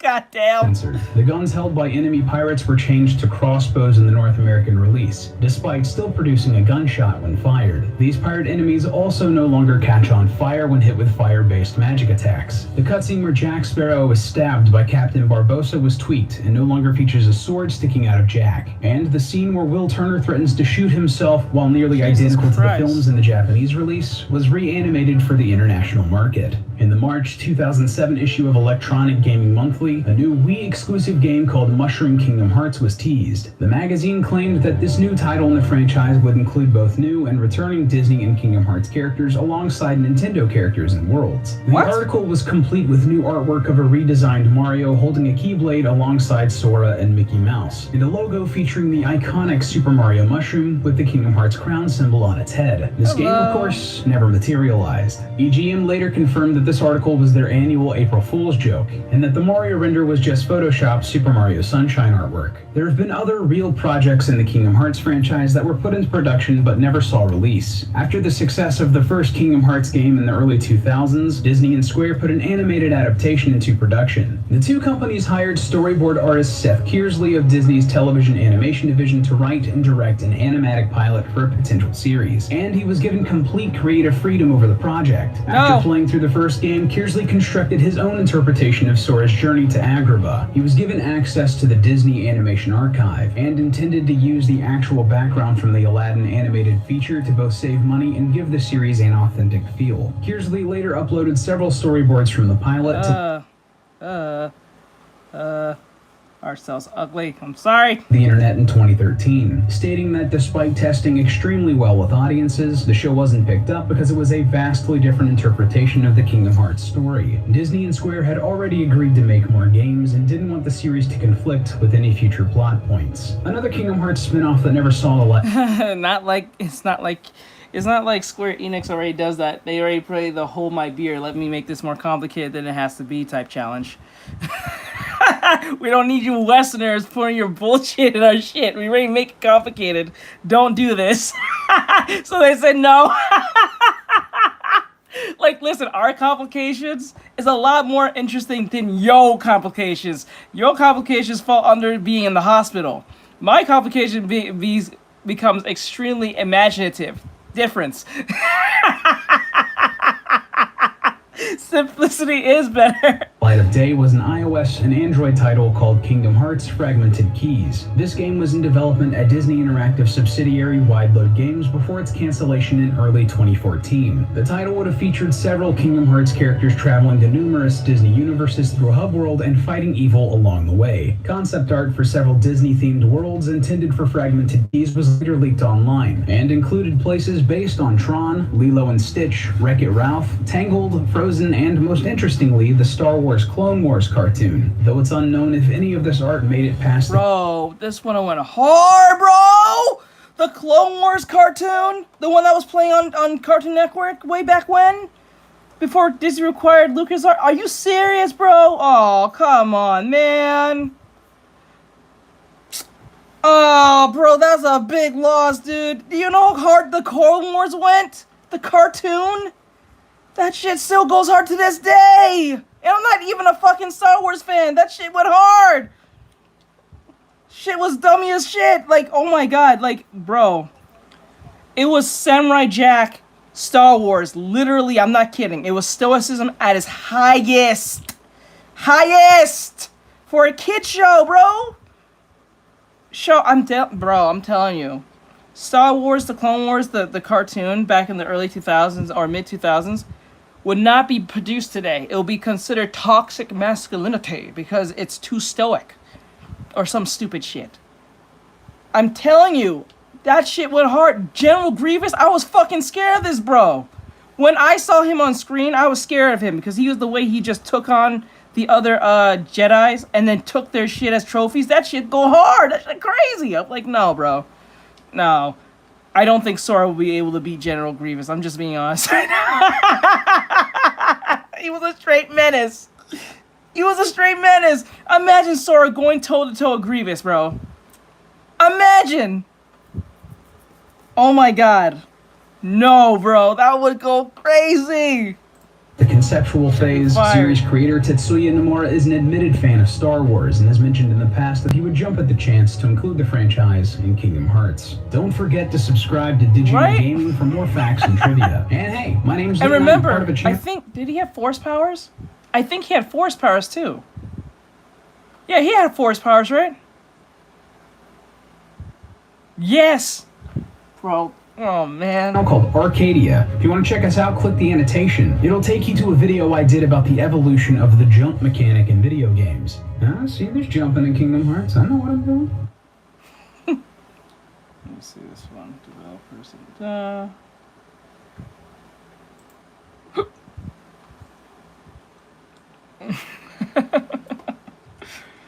I can't see Sora beating him. I'm just being honest. Like it's already crazy that we have Sora This video is sponsored by Epic. beating people like Cloud and like Sephiroth. That's already like disrespectful to a degree, but like it's accepted because we was kids. But like now, I can't see like Sora going head to head with someone like General Grievous, who's ruthless as shit. He'll fuck you up. Epic Games. Use our link below to download Kingdom Hearts 3 today at a 33% discount up until June 17th. Did you know? The team behind Square Enix's Einhander helped develop the expansive gummy ship aspect of Kingdom Hearts 3. The team even real? included references to Einhander, like an unlockable gummy real? blueprint. Like, this for is real? obtained by scanning I don't a know, was it worth it? constellation Was in it worth Misty the Stream watch? area that greatly resembles Einhander's Endymion ship. One of Einhander's bosses, the Schwarzgeist, also cameos as a boss in Kingdom Hearts 3, and a remix of Einhander's Thermosphere theme plays when the boss is yeah. fought with most gummy Yeah. ships. But if the boss is fought with the Endymion blueprint, Okay. the I gotta original watch it when I PS1 get the version chance. of the Thermosphere theme will play instead. This isn't the only aspect of the game developers I'll play paid it, but I don't special get- attention I don't to. piss The off Kingdom of TikTok or Corona YouTube. was shown off during Square Enix's E3 2015 press conference, but despite being based on the Disney film Tangled, its main character Rapunzel wasn't in the trailer. About 3 years later at Japan's D23 Expo 2018, Kingdom Hearts 3's director Tetsuya Nomura explained that it took so long to show off Corona and Rapunzel because of how complicated it was to program Rapunzel's hair. Due to how elaborate the hair was and how it interacted with the game world, developers needed a lot of time and planning to get it right. Other worlds in the game have Yeah, I would watch it on stream, but like I don't want to piss off TikTok. They're already on me on the whole like you're using, thing right now. But I'm not. I'm just doing artwork.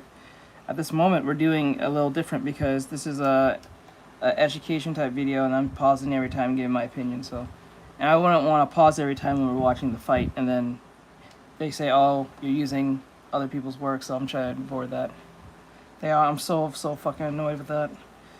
Oh, to answer the question, what tablet I'm using an XP Pen, I think an XP Pen E20, I think it's called.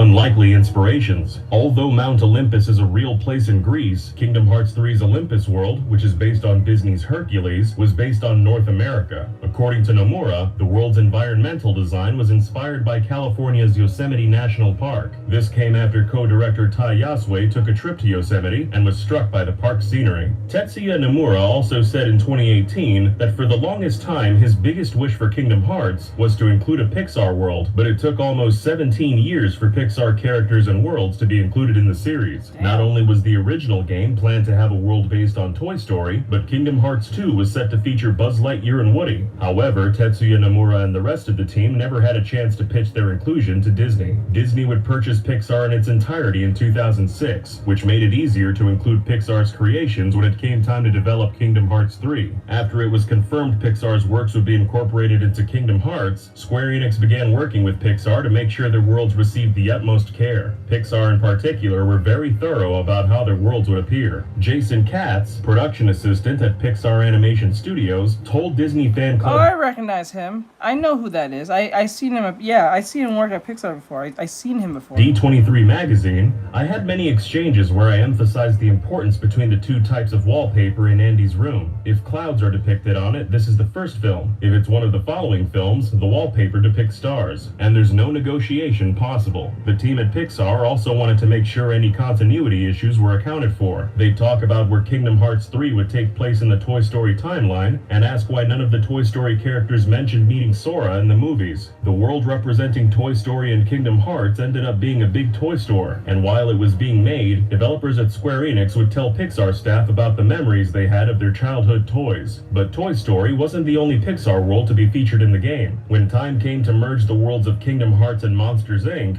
a different set of obstacles had to be tackled. Deciding what Sora, Donald, and Goofy should look like as monsters took time to nail down, and several aspects of the Monsters Inc. universe had to be considered. One fact is that most monsters don't have noses, with Sully being one of the few that does. Although Goofy keeps his nose, it was decided to take Sora's away. The city of Monstropolis also isn't explored much in Monsters Inc., so Pixar and Square Enix took the opportunity Well, it's technically anime, so that taking away his nose was not that big of a deal anyway. So to explore more of the city and more of the area surrounding the scare floors. As we mentioned at the start, this is a sponsored video, and you can purchase Kingdom Hearts 3 today at a 33% discount using our link below until June 17th. Kingdom Hearts 3 is available on PC through the Epic Games Store, where the Epic Mega Sale event is happening now also until June 17th. Not only is the game at a 33% discount, you'll also receive a $10 coupon when the sale starts, and an additional coupon with every eligible purchase of $14. Okay, what is it? What is it? 99 cents or more in the store. You also get 3 months of Disney Plus for free when you purchase Kingdom Hearts 3 from the Epic Games Store. This Disney Plus offer ends on May 31st, so act fast if you want that deal. And now, back to the video. The developers also made sure to continue a Pixar tradition and include many Easter eggs through the environment of the Toy Story and Monsters Inc. worlds. The code A113 can be seen as the number of the license plate on Andy's mom's minivan, as a street name sign in the Toy Story world, and a post-it note behind the counter in the toy store, and can even be seen above a shutter door in Monstropolis. This is a nod to a persistent in-joke by California Institute of the Arts alumni, and refers to room A113 at the university, where many of its most famous students such as John Lasseter and Tim Burton have studied. Pixar also had input on how the game's Toy Story themed Keyblade would look. From the get-go, they knew they wanted its design to incorporate Buzz and Woody, and that they wanted its key ring to be one of the aliens from the claw machine at Pizza Planet. The Keyblade's name Favorite Deputy is a nod to Woody's pull-string phrase, "You're my favorite deputy," but early press releases originally called the Keyblade the Infinity Badge, a nod to Buzz's catchphrase "To Infinity and Beyond," and Woody's Sheriff Badge. Another interesting Keyblade is the Dawn Till Dusk,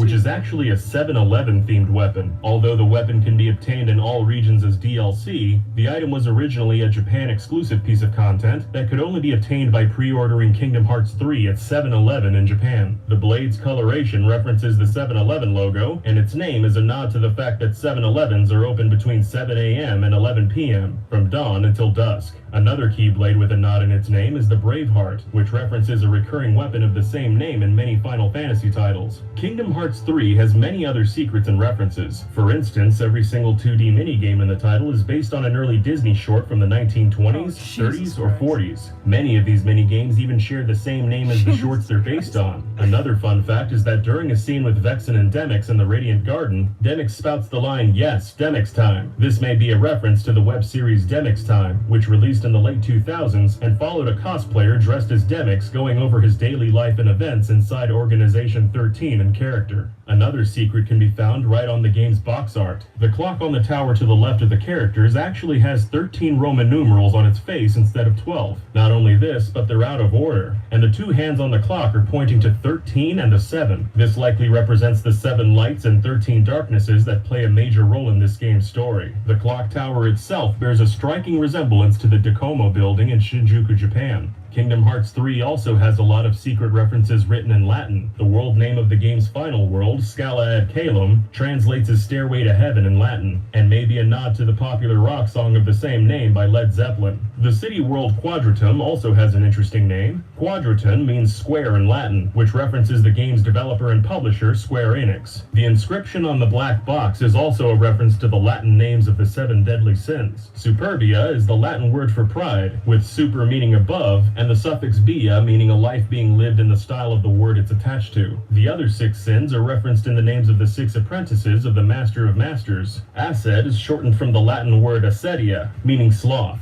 Ava is shortened from avaritia, which roughly means greed. Gula can mean gluttony in Latin, and ira means wrath. Envy is short for invidia, which means envy, and Wow, I did not know any of this. This is amazing. Su is short for luxuria, which is associated with lust. Did you also know that Kingdom Hearts 1 and 2 were altered in the West to account for cultural differences? For this and more facts, check out the video on screen.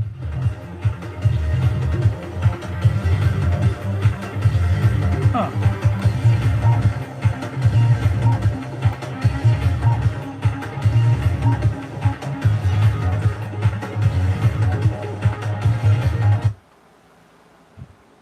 Hmm.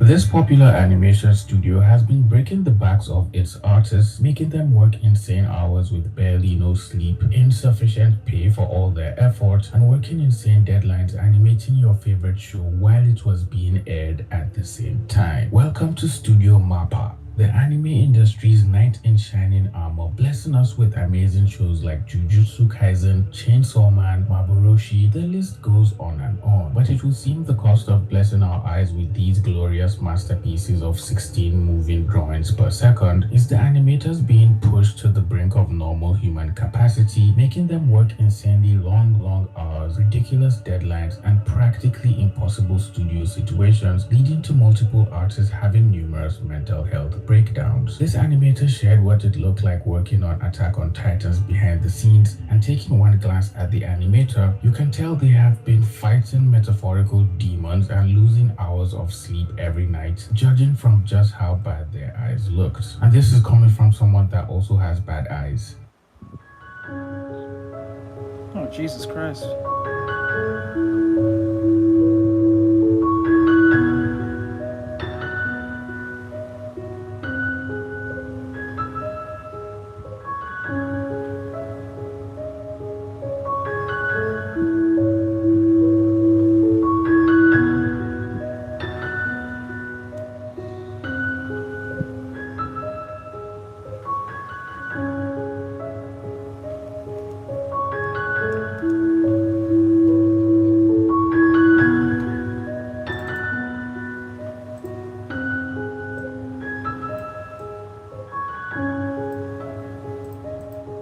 People immediately noticed his eye bags and started leaving comments begging the studio to let him sleep or give him a week off. But the artist replied to one of the comments saying he had only 2 days in an entire week to rest after working almost all day long every single day. He also mentioned if he spoke more about the situation, he could get automatically fired. It will also seem he's the art director at Studio Mappa, and everyone in the comments all immediately started showing concern for him and his health. Another TikTok user posted a video from the same interview showing how tired and depressed the animators working at Studio Mappa were after working on Attack on Titans, and they were all looking extremely exhausted.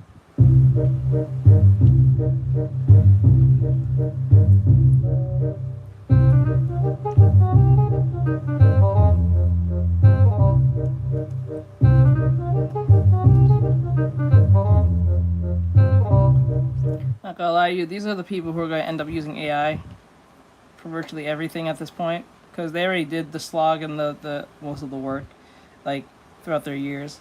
They're just tired of it. They don't give a fuck. I'm pretty sure if you ask them right now, would you implement AI to do your job, they'll say yes. Like, almost instantly. They don't even probably think about it. Shit. But they'll also be reluctant to say yes at the same time, because that might replace them and they don't have no income, and then X, Y, and Z, and blah, blah, blah. So, like, there's still that concern. But honestly, if they had a chance, they'll hit the yes button on that.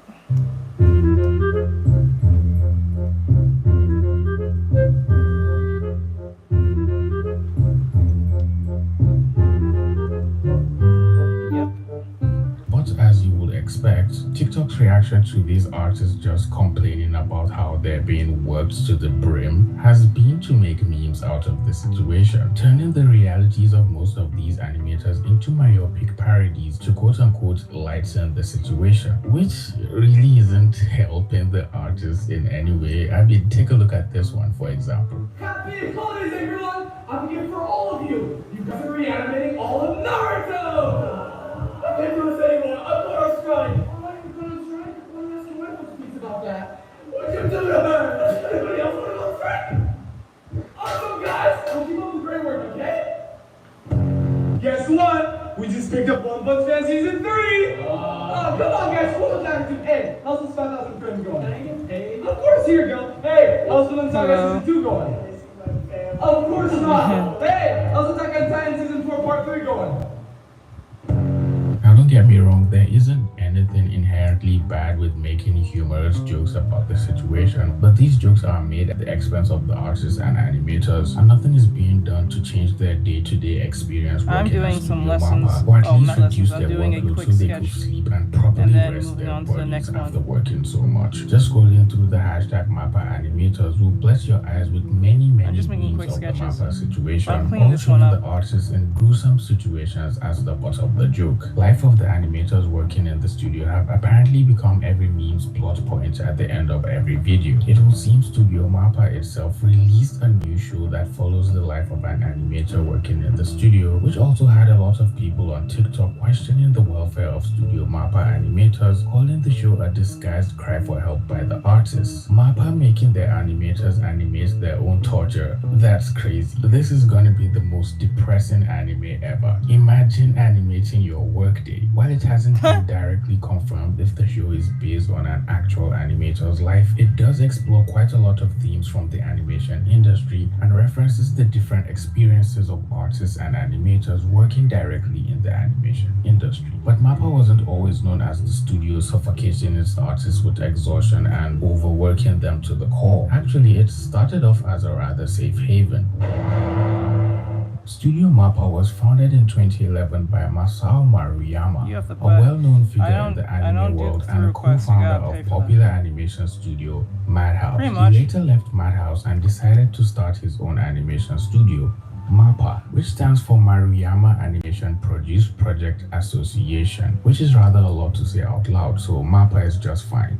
Mappa's early years started off with producing Terror in Resonance, Kids on the Slope, and Yuri on Ice, which became global hits and brought in a wave of new fans to the studio. It will seem Mappa had quite the promising future ahead of them and were just getting their metaphorical feet wet, blessing their fans with good shows after the next. The studio then produced Dorohedoro, Kakeguri, but their real step into the limelight came when they picked up Attack on Titan the final season, after which studio dropped it. And all of a sudden, Studio Mappa wasn't just any other animation studio. They immediately became what the TikTok kids refer to as peak, casually animating violence, emotion, and insanity and making it look effortlessly easy, all the while pumping out masterpiece after masterpiece. Next, Mappa released Jujutsu Kaisen, which immediately blew up, taking over the world of anime. JJK became one of the biggest animes since Demon Slayer almost in an instant, and Mappa decided they still had more where that came from and rolled out fan artists and everyone else's favorite, Chainsaw Man, which immediately solidified Mappa as one of the goats of the animation industry. But it will seem all these good shows were being released in such quick succession, which got people thinking, how is it even possible for the studio to animate all of this almost at the same time?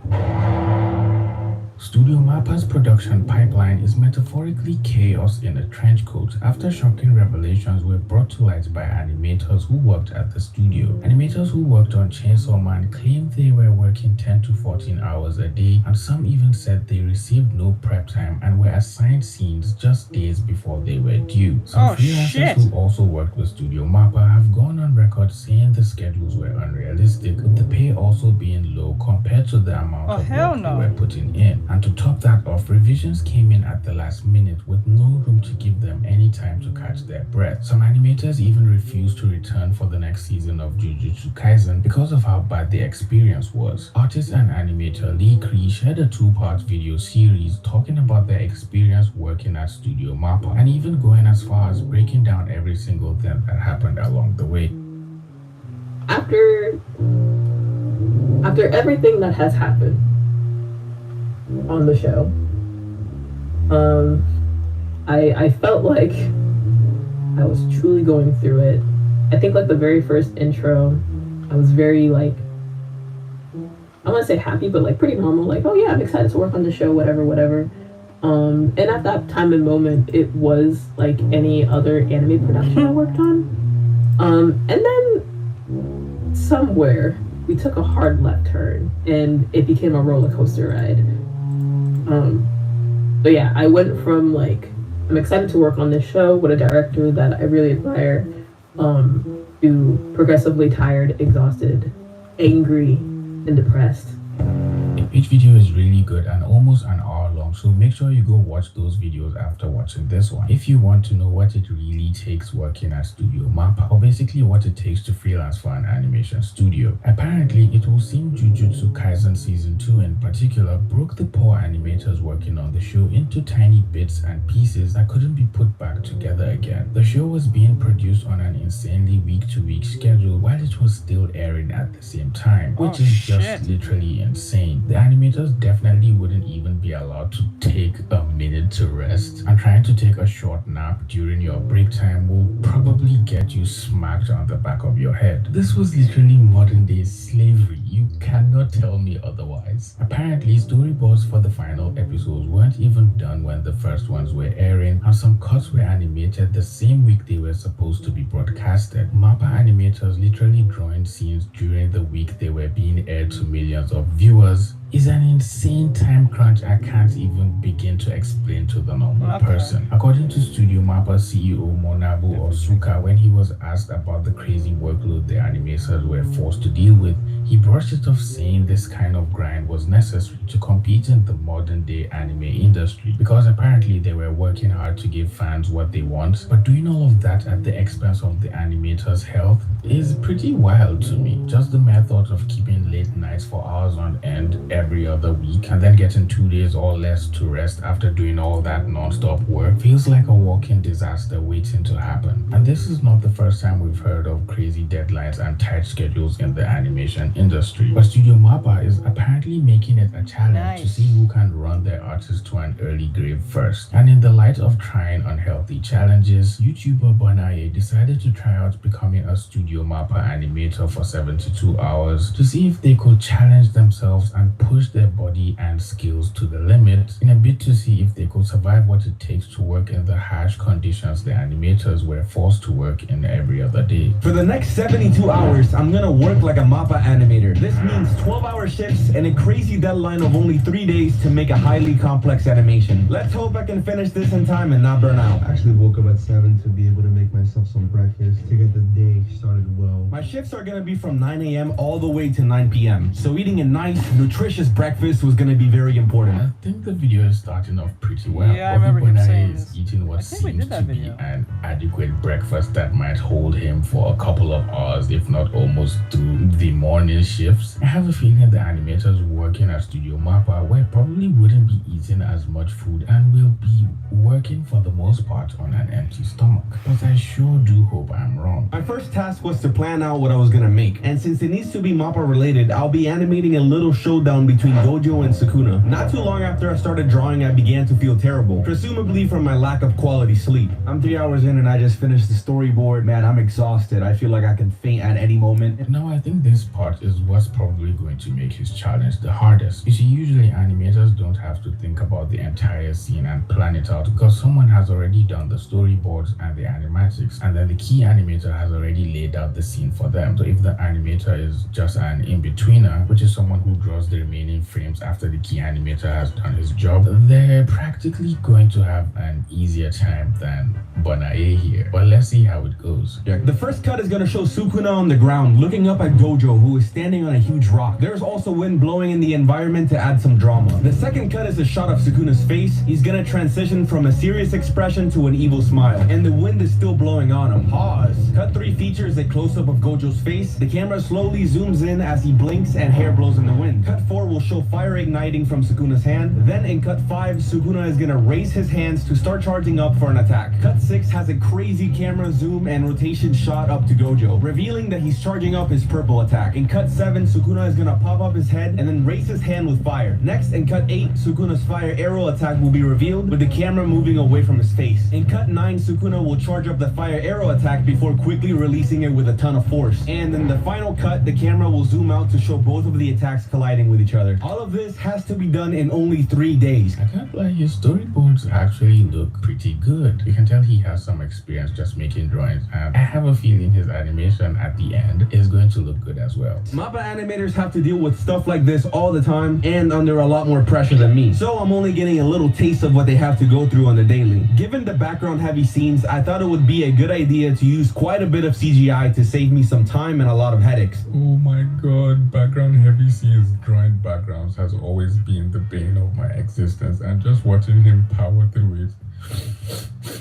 is giving me hope that one day I should be able to draw backgrounds as well. So I spent a significant amount of time on Blender making the environment where the characters reside. Oh, that's actually a good trick. So instead of just drawing the entire background, I could just use 3D.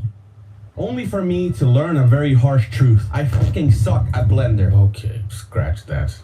I don't even know how to use Blender at all. I can't lie, I just wasted so much time trying to figure out the CGI background. It looks horrible. I'm breaking my head over this. I don't know what I'm doing anymore. I'm just gonna do this in 2D. Sometimes things just don't go the way you want them to. So I skip cut 1 for now since it relies on a background to do the animating. My plan is to tackle all the Sukuna shots first and then move on to the Gojo shots. I then started with cut 2. I drew all of the static elements first, then I animated his smile transitioning from serious to an evil smile with proper spacing, making the animation look super smooth. Wait, he actually knows what he's doing. This looks really good. The way he's animating it just looks like what you see an actual animator working at Studio Mappa. Alright, now it's time for my little break. I got myself some Panera bread. I'm about to feast. You already know. And I'm kind of sad because I'm kind of cooking right now. But you know what I'm saying? We'll get it back once I continue. I couldn't find anything on what Mappa animators typically eat. So for this video, I'll be eating fast food in my 15 to 30 minute break each day, since I assume they don't have much time to prep a nice home-cooked meal most days. Let's take a wild guess why that will happen. Maybe it's because Studio Mappa animators aren't allowed to eat at all. Next, I worked on animating the hair and the clothing. I'm not too proud of how this part of the cut looks, but I really don't have the luxury to make everything to my standards if it wasn't obvious already. I tried to match the colors as closely as possible to the show, and I think I did a good job with that. I'm also keeping the shading to a minimum to stay consistent with the look of season 2. I think so far his work can pass off as a frame in the actual animation because he's been trying to make it look as close as possible to what the actual animators did. And I think he's been doing a pretty good job so far, especially with his cell shading, which looks just as good as the original show. Cut 4 was next. Hands. Lord help me. I'm just kidding. I'm not scared of drawing hands. Everything was coming along very nicely up until making the in-betweens of the fingers. I was having some pretty bad inconsistencies with the thickness of each finger, which caused me a lot of problems, and led me to spend a significant amount of time trying to fix that. Now I understand drawing hands is already a problem for a lot of artists, but animating hands? I mean, I could attempt drawing decent hands for starters, but I can't even think of trying to animate them. That will just suck totally. Then I got to work on cut 5, which is similar to cut 2 for the most part. I drew Sukuna and yet again animated the hair and clothes waving. Then I sketched out Sukuna's hand coming up, which looked really cool, I can't lie. Before being able to finish this cut, the clock hit 9 p.m., meaning it was the end of the first day. I fucking did it. I did it! Look at that. It's 9. It is 9. Now we all know because it's 9 p.m. it just doesn't mean the day is over and you get to pack your bags and go home. No. Put that back down. Drink some water. Now it's time to do your cool down drawings. And then after that, because you're bored and have nothing else to do, go back to animating so you wouldn't have much work to do the next day, which obviously never happens. After the day ended, I took a nice hot shower and went to sleep shortly after. And after a long day of work, I should get some really good sleep, right? No, not really. I think so far this is the part where I don't think is realistic to what animators will actually do. You don't really think they go to bed at 9 p.m. now, do you? Day 2 starts off with him getting his morning walk in and then eating breakfast and hitting the gym for a quick session before getting right into animating. I continued right where I left off. I cleaned up the animation of the hand, colored it, shaded it in, and animated the fire. I then moved on to cut 7 and cut 8. I stuck both of these together in the same animation timeline since they're kind of connected. The thing about animating close-up faces is you need to be able to draw them consistently, because even if a tiny thing is off, it'll end up looking like a totally different character. So what I ended up doing was tracing the previous onion skin of Sukuna's face and then placing it wherever I wanted it to go. Thank God for digital art. God for digital art indeed, Right? my brother. I can only imagine how hard Milt Kahl and other old Disney animators had to work since they did almost everything traditionally, which maybe explains why it looks so much better. I also made sure the hair animation follows the movement of his head so that it flows more naturally. Animating the camera movement for cut 8 turned out to be pretty hard to do, especially getting the foreshortening to look right. I then animated the hand coming in, which is going to be completed once I add the fire to it. I envisioned this cut being a lot smoother, but obviously with the time crunch, my vision for the sequence wasn't going to be fully realized. Welcome to the life of an animator, my boy. But so far you're doing really good. I can't even lie, you're doing great. I'm not even kidding, I spent the majority of the day on these 2 cuts. I then immediately started animating the last cut that features Sukuna. Since the charging up of the attack is going to be a bit long, each frame is going to be fairly spread out, making it look less smooth, but necessary at this point in order for me to have a chance of finishing this animation. I sketched out the rough animation and even made an impact frame for the release. And after a long day of animating, my second day was coming to an end. Day 2 is officially finished. I'm nervous. I might be able to do it, I might not. I really hope I can finish it. I really do. It's all up to me, to be honest, so I gotta lock in. He survived day 2. Congratulations. I think he made quite some progress between day 1 and day 2, but let's see if he can pull it off in day 3. The more I drew, the more depressed I grew. Ooh, bars. It was truly starting to look hopeless. This is so sad. I actually have like no time to make this good. Like everything is so off. There's nothing I can do, man. This is actually so sad. 3 p.m. eventually came around, meaning that it was lunch break time. For my last meal, I got myself some Chipotle. Let's see if they actually hook me up. When you order Chipotle online, they barely give you any food. But it looks like pretty good. Not bad. I then went on to do the cleanup, which took a lot of time. But this workload and this annoying due date was also starting to take my soul. This is so much work, man. This is so much work. And to think this is like a fraction of what Mappa animators go through every single day. And I'm already like ready to finish this and never look back and just be done with this. But this is some people's job. Like it's actually insane. I have no idea how they do it every single day. I'm struggling just like trying to finish this one animation, and like yeah, I have a due date, but like I don't have the pressure to do it because I don't have a contract with like a company and whatnot. Also, I'm doing this at the comfort of my own home. The fact that there's such low pay in the Japanese anime industry, I would find it very difficult to keep myself all together. And this is so true. You have all our respect for doing this all by yourself, because it's fucking hard, man. It's hard work. I went 15 minutes overtime, but after 36 hours of work in only 3 days, this is the final product. Only 16 seconds of animation. Wow, that looks so good, man. And that was only 16 seconds of animation, which took almost an eternity. This is what these animators literally have to live with every single day for years. Trust me when I tell you this. I do not want to be in their shoes. I think this is a really good video from Bonet, which gives us a glimpse into what it will be like working tight deadlines and insane schedules for an animation studio like Mappa. And while this was merely a challenge for a few days, these animators really do live like this for months on end, if not years. And I feel like some of the pressure these studios put on their animators is because of fans and consumers like us who put unnecessary pressure on studios, demanding them to release shows in quick succession just because we enjoy them so much and can't wait for another season. And then when they fail to meet these unrealistic deadlines, we clown the studio's attempts at even trying. To be honest, I think Mappa needs to chill and say no to projects to give their animators more time, and also to make it a deal to pay them better for all the hard work they've been putting in for years. And while Studio Mappa has created some of the most stunning, emotional, and jaw-dropping anime, You know, if every animator in the industry said, no, I ain't doing this shit, they'll have to do it. If every animator at once said, I ain't fucking with this, like every animator said no, higher up and small, this will change instantly. What are they gonna do? Get more animators? If everyone's like literally like give up at the same exact time. If y'all go on strike at the same exact time and walk the fuck out, all you, I'm not talking about Mappa, I'm talking about everyone at the industry. If you want better pay, walk the fuck out now. But then again, this is communist Japan, so you can't just do that. This is not America, so we can't do that.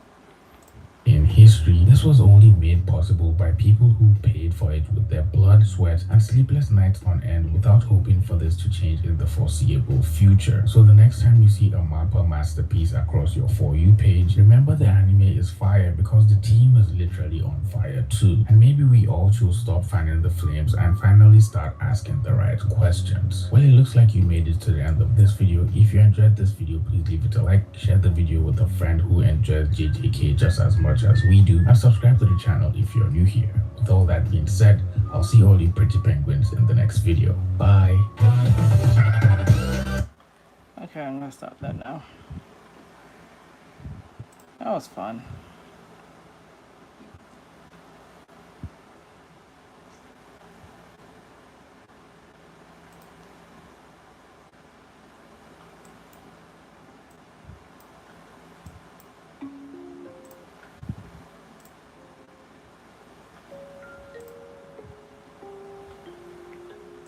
Okay, it's 4:56. I want to see if he's ready. We were supposed to go play game.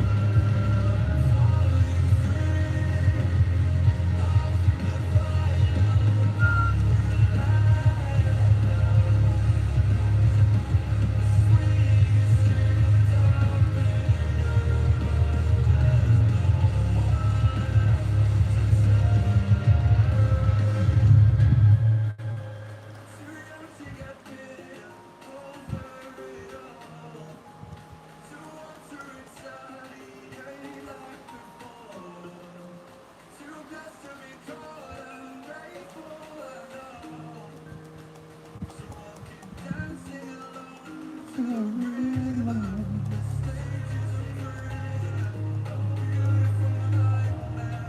war of attrition.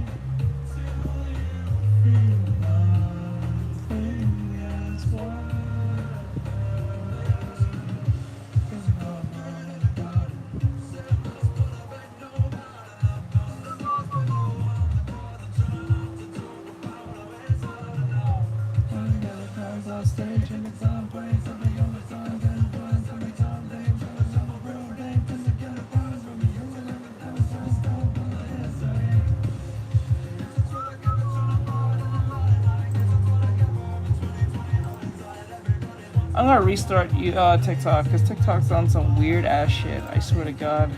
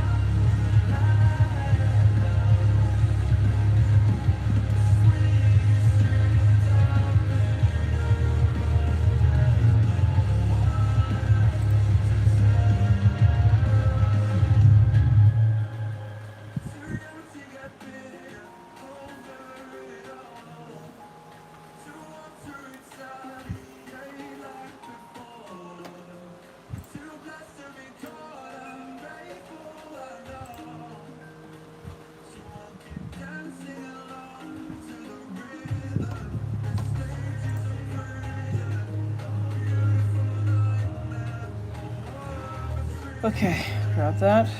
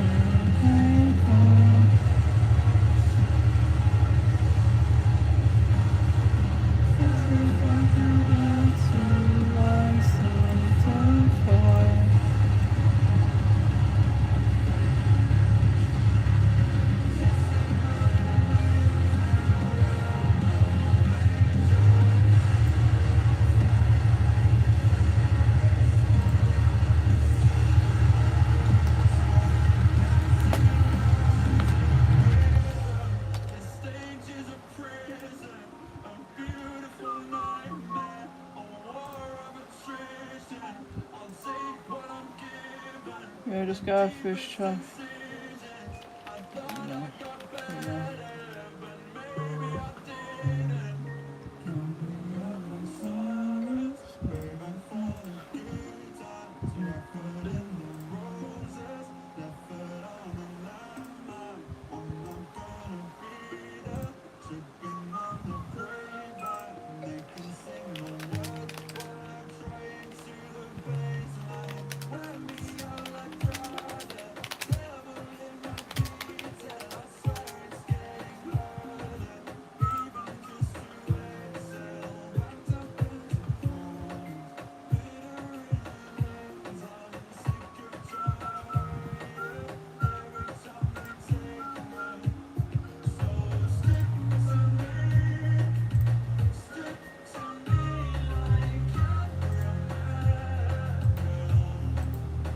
Hold on one second. I'm trying to do something.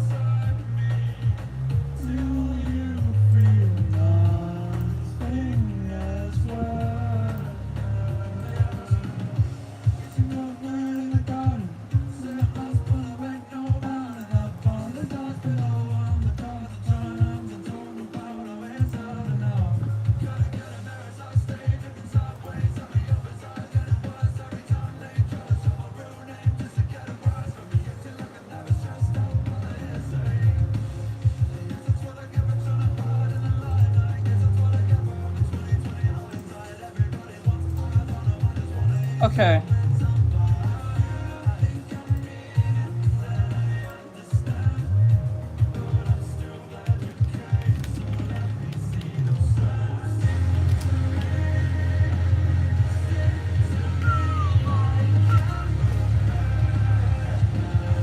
All right, I'm gonna restart on TikTok.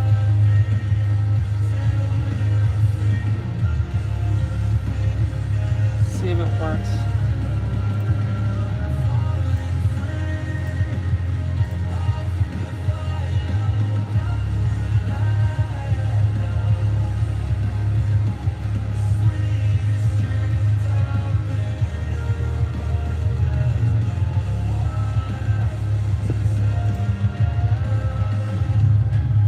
I'll put myself on mute just to see.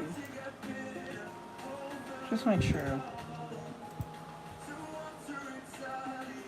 It's not jumping on any sounds.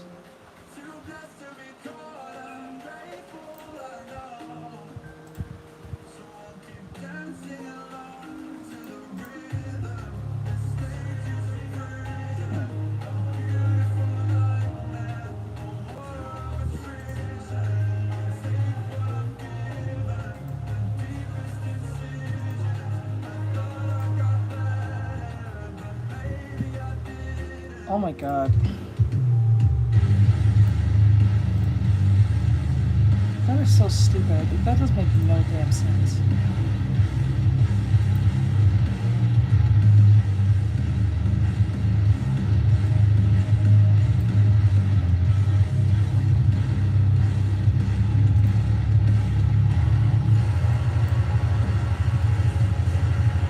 Look, I started the stream. Watch, I started the stream. I bet you it's gonna do it again. It's gonna... Watch, it's gonna happen again. Watch this.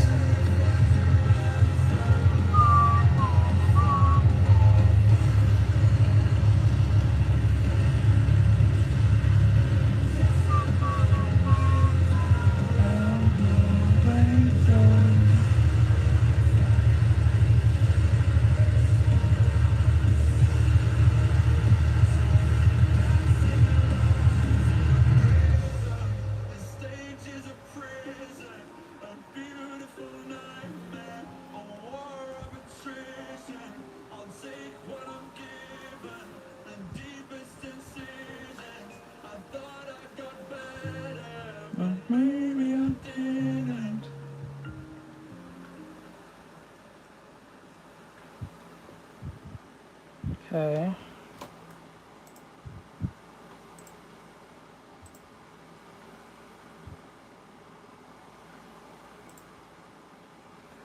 Okay, the music's off. There's no music playing. Hello. Let's see if I get it'll jump me again with this bullshit it keeps doing, and I don't know why.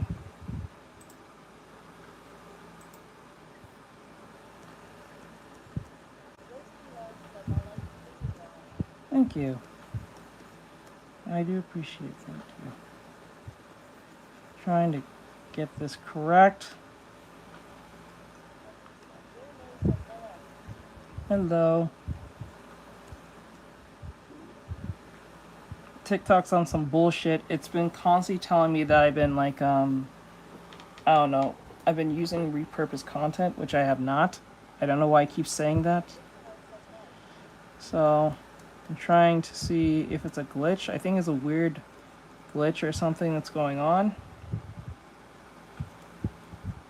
So I'm trying my best to see if it's that, or maybe it's the music.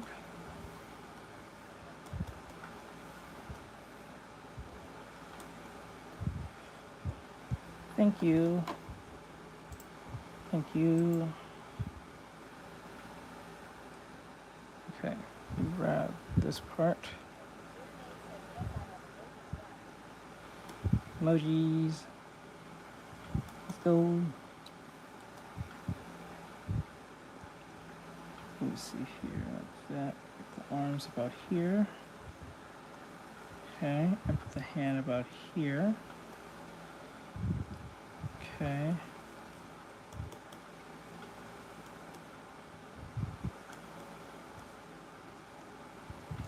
Hello. Hello, hello. How are you?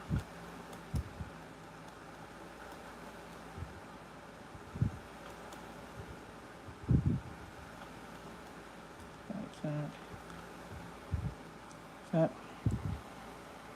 I think the hands are too close, so I'm going to grab that part, like this. Hello.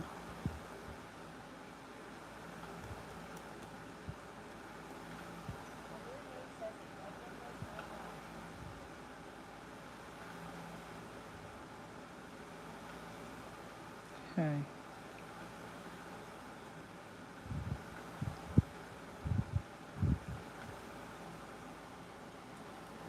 Cool. Cheese.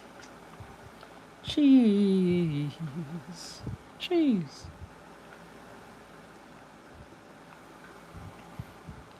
Here.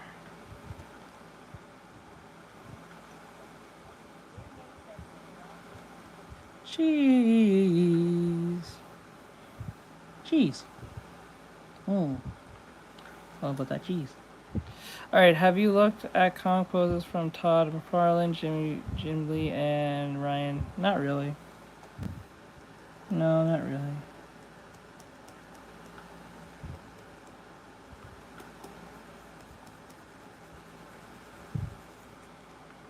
Nope, nope, nope, nope.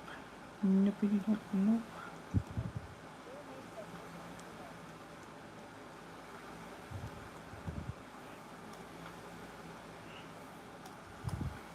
Not really sure what sound effect I even had. It's been such a long time since people used them. I don't remember them. And since we don't have, what do you call it? Tickfinity doesn't work.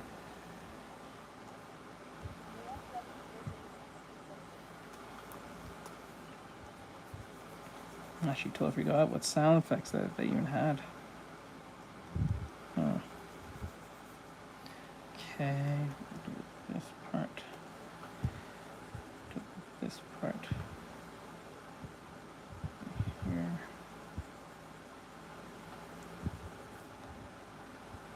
That.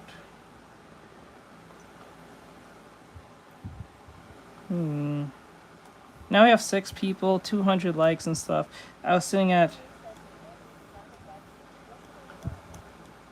What's the line? I don't know the line. It's been such a long time. I haven't used Tickfinity in 3 months. Are they? It's kind of funny. Really? Is that true?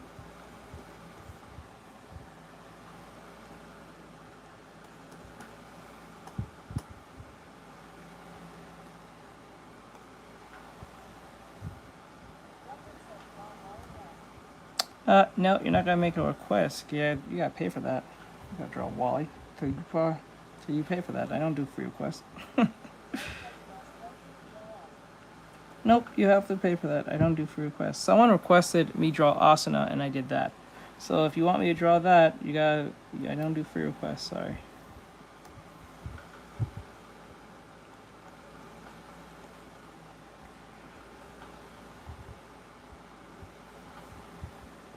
Now, if you want a drawing of a sketch of him, no, till you pay. A white canvas.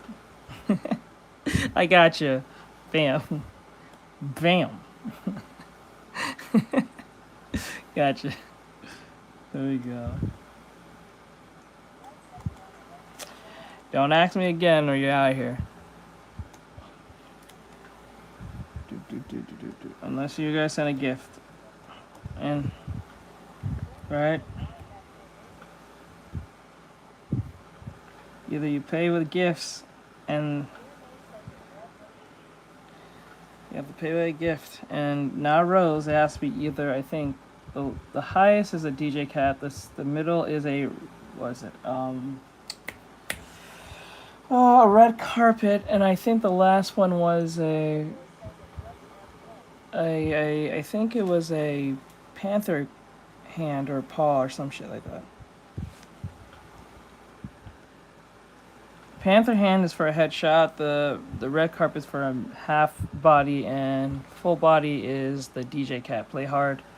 I think it's play hard. Work hard, play hard.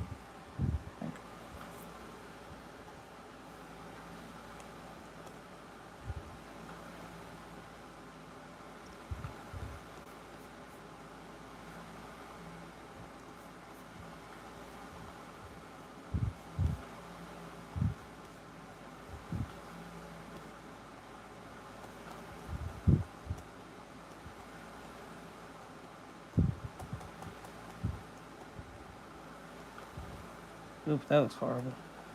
That didn't make no sense. Okay, let me see here. Yeah, I think we should move that one closer up.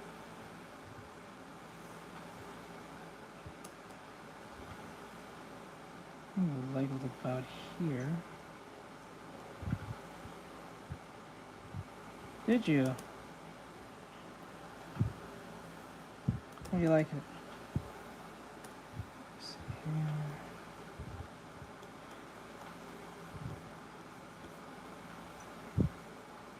Thank you for the follow.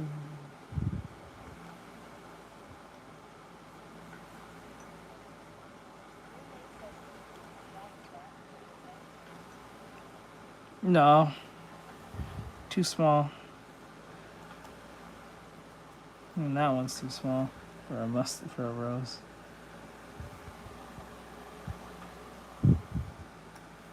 Giving the roses a half a penny.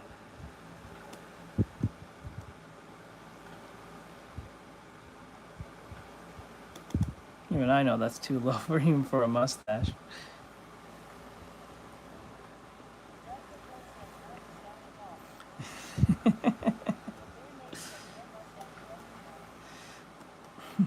I'm sorry, bro.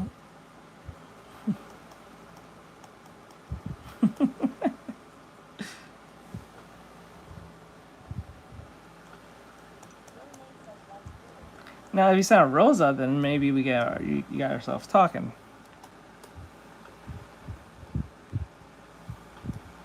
I think that's 10 coins.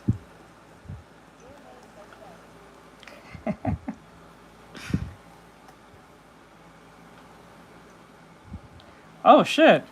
Holy fuck! He said 7. What the hell? What the hell? What the? You sent. Wait, what did you send? You sent. Oh, 7 roses? Okay, yeah, it was 7 roses. Okay. It only has to be a Rosa, but okay, I'll make it up for the 7. So, mustache. Mustache. Mustaches. Mustaches. Mustache.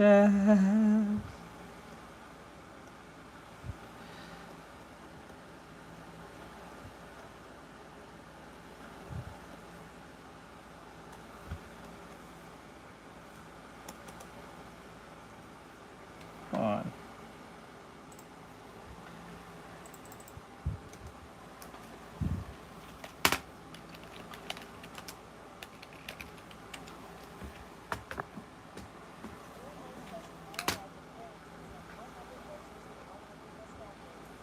Actually, I don't think we'll be drawing tomorrow. Tomorrow we're going to be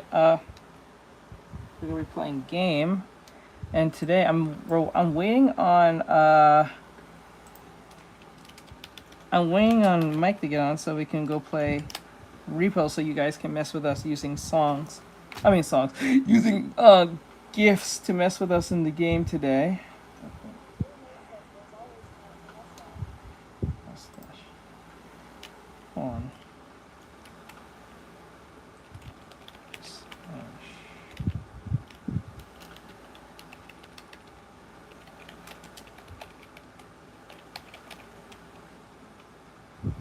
There it is.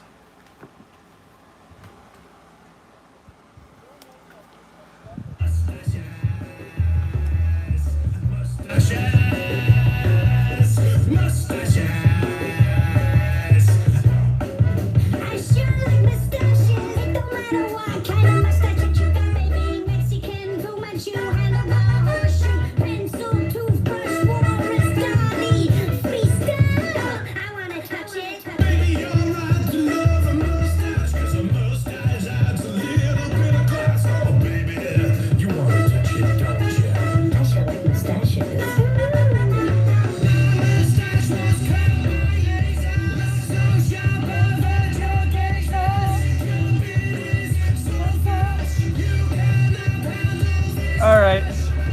You too, bro. I appreciate it.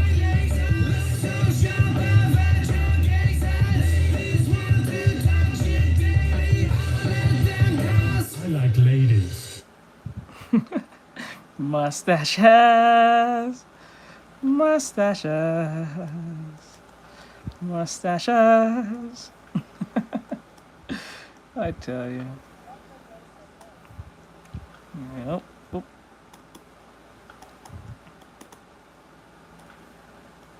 On.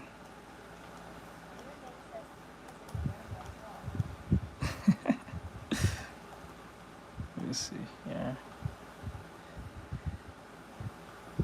Let's see here. Duh.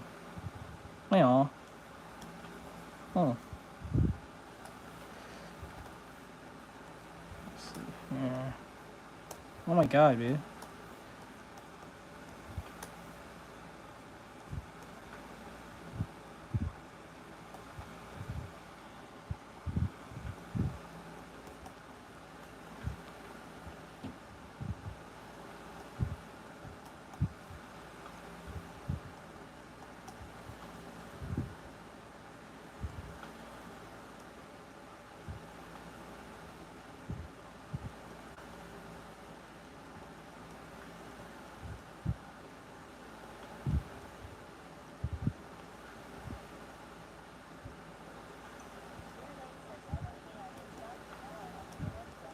Okay, I got you, bro.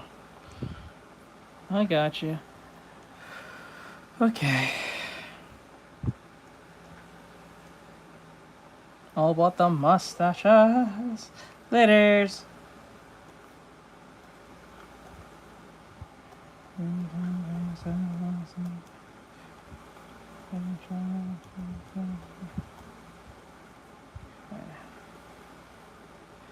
And the hand. Is it the music that's causing the problem? Maybe that's the reason why I keep getting it. But then again, I wasn't playing music on when I was playing Repo. That's weird. That's a weird one. That's a strange one. That's a weird one. Huh.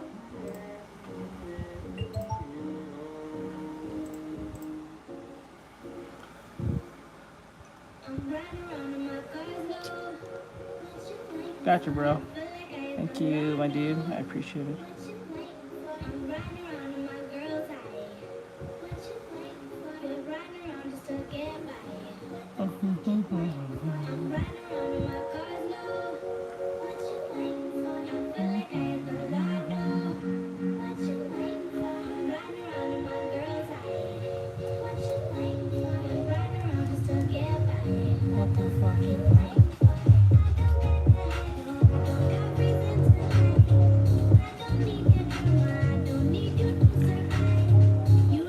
That's right on my YouTube channel. You can go check that.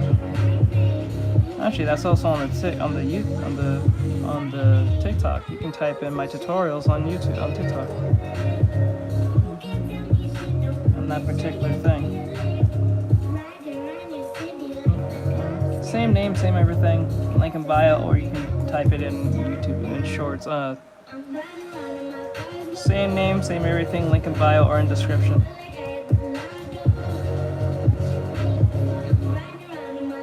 Yes. Actually, I'm gonna be making some new tutorials this month anyway, so. I wonder if Mike's ready. Just wait.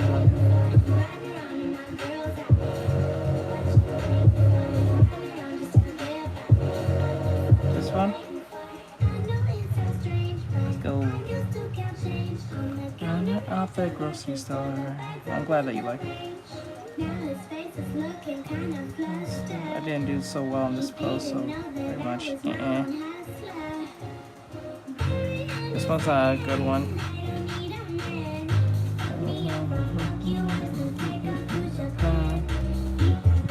Okay, this one.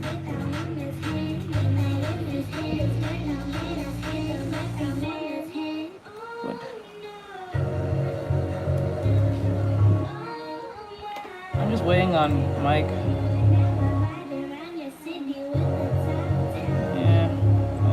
Gotta move on from it now.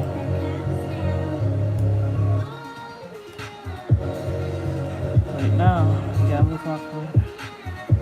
I don't cut time going on my mod.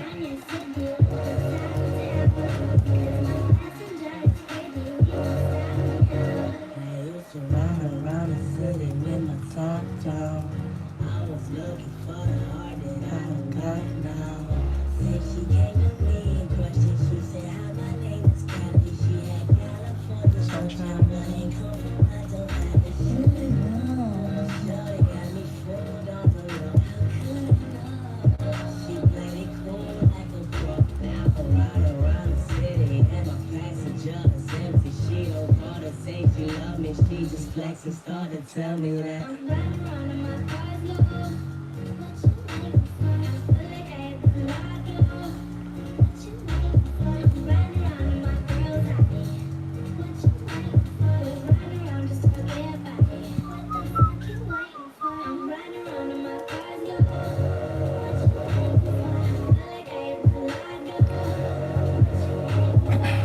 Look at my recent post.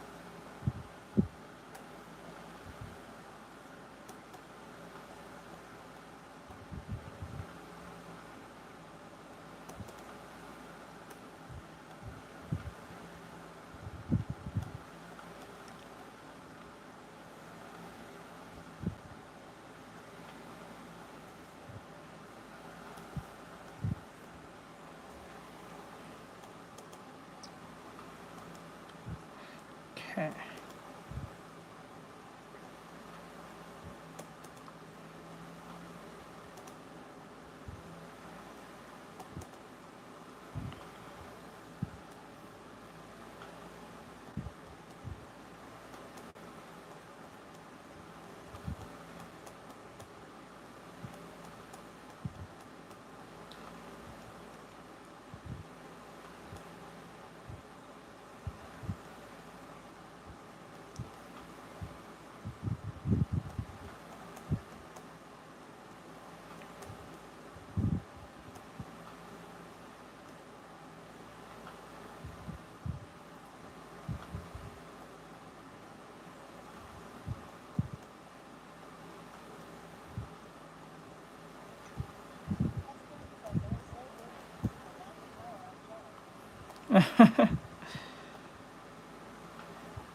Oh, you call it line of power. We call it line of action.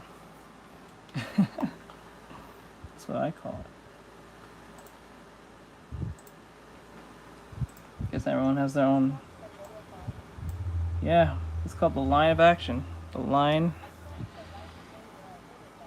It usually means the energy that the body is ensuing based on through the head down either the legs or the backside, depending on what is happening. Usually there's 3 or 2. You can usually use 1, but you can use 2 as well. It's usually up to the individual. I usually just use 1, never rarely use 2. Or even 3. Because usually I can figure it out anyway.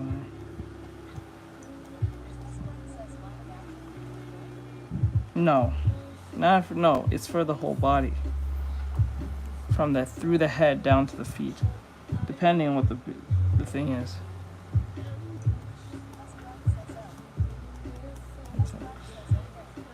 Mm-hmm.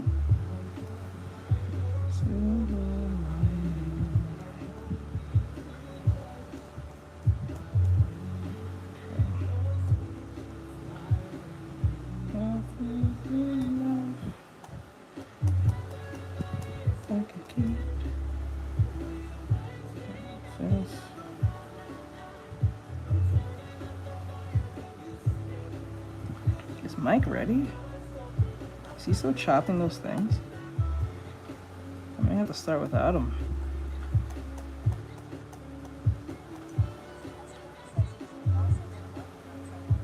It'd be funny. I would, but usually a lot of people don't want to watch that. Alright, Bri, thank you. They want to see the anime girls. Because they hate it when I draw men. And people don't watch. And I got bills to pay, so. I hate it though. I'd rather draw men. They're much easier to deal with anyway. But people just don't watch.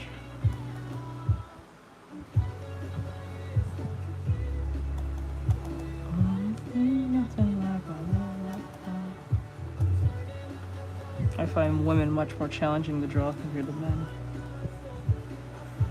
Because they're much curvier and there's a lot going on. You sound like my uncle. He said that same exact thing. I did a whole month drawing men and no one watched. I draw JoJo characters, I draw JJK characters, I draw Goku for fucking crying out loud. That didn't work. Both kid and adult Goku. Shirtless and... Alright. Finally. Okay, so once I'm done with this pose, I don't think basketball characters is gonna work compared to like most of the anime stuff that most people ask for. But I'm not gonna put it past it. I even did lessons on them too, and no one doesn't watch. Unless that's your weird way of just trying to get those characters drawn.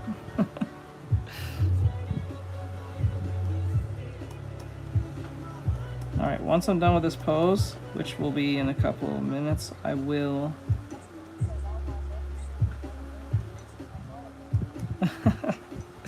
Thank you.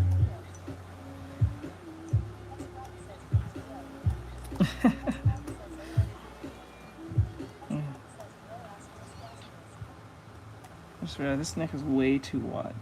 It's too straight. And we need to curve that hard. Okay, first thing. It's alright. It happens to the best of us.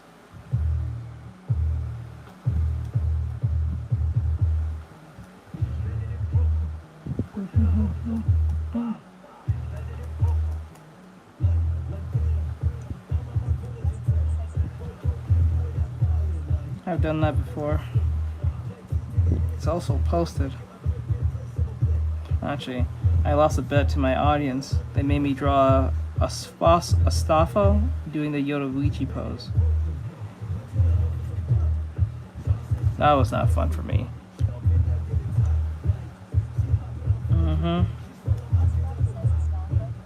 Yep. I was not happy with that.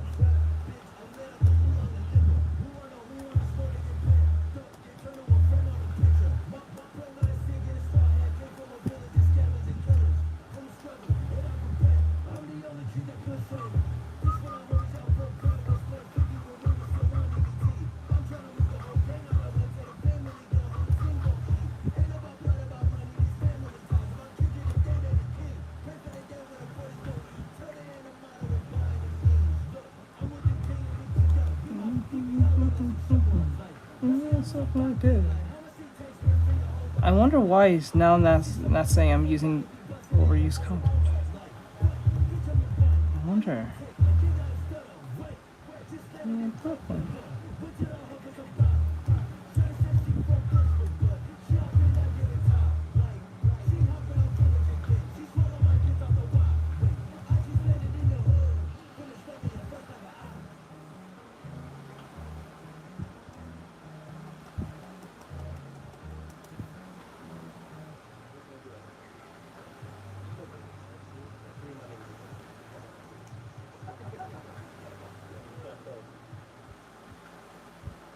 Shit.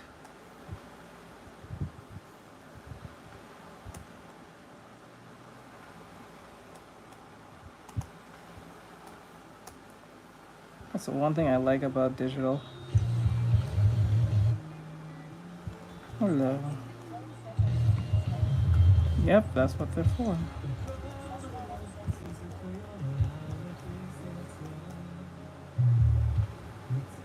Playing my VTubing.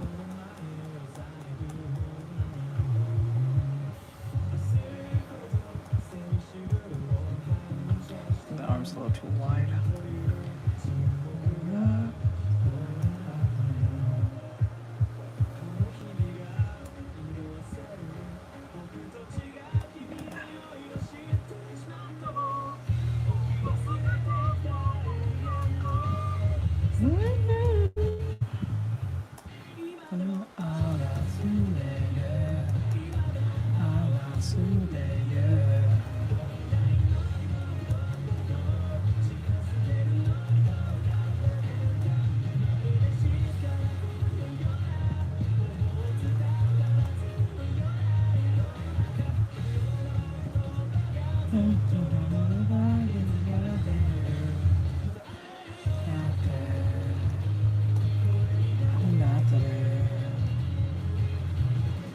Why did you say VTubing in a question mark?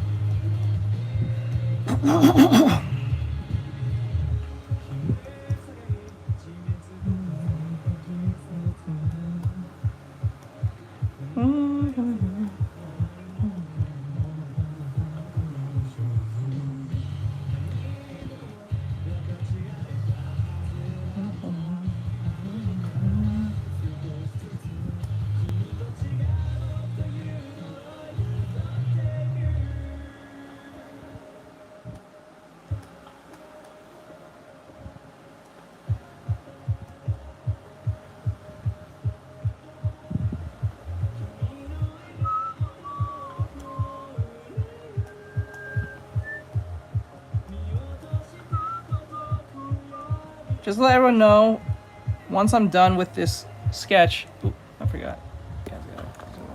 Once I'm done with this sketch, we're gonna be playing Repo, but modded, where you, the viewers, will be able to mess with us in the game with me and my mod.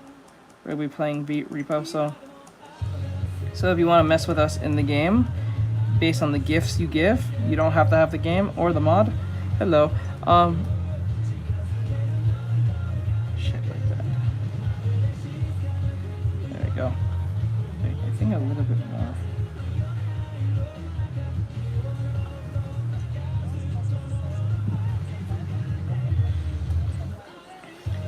Oh yeah, pretty much to a degree. I'm a character designer in training, so if you're looking for if this is a paid type work, then yeah, I'm your guy. I make weapons. I draw things to weapons, characters. I draw women, men, weapons. I've drawn a few monsters. I don't really draw robots too much. If you're not sure, you can go look at my work. That's something we have to talk about outside of the stream. Not really professional if I do that. So if you want to talk about it, please message me directly on either email or follow me on Discord. You can talk on Discord. But if you're looking for a concept artist, paying wise, I'm your guy.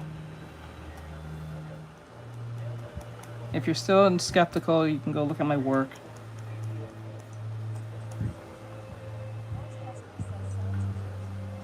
No problem. You can also check my, what do you call it? ArtStation.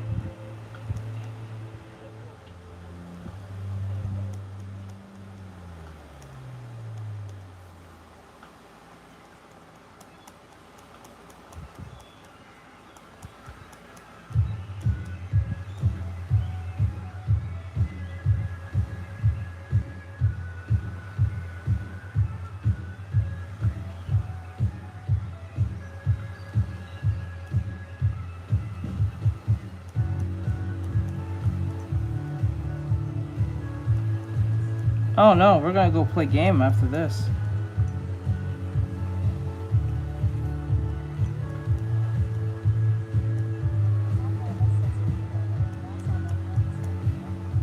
I have no idea what that says. Hello Gosling, we're about to go play Repo.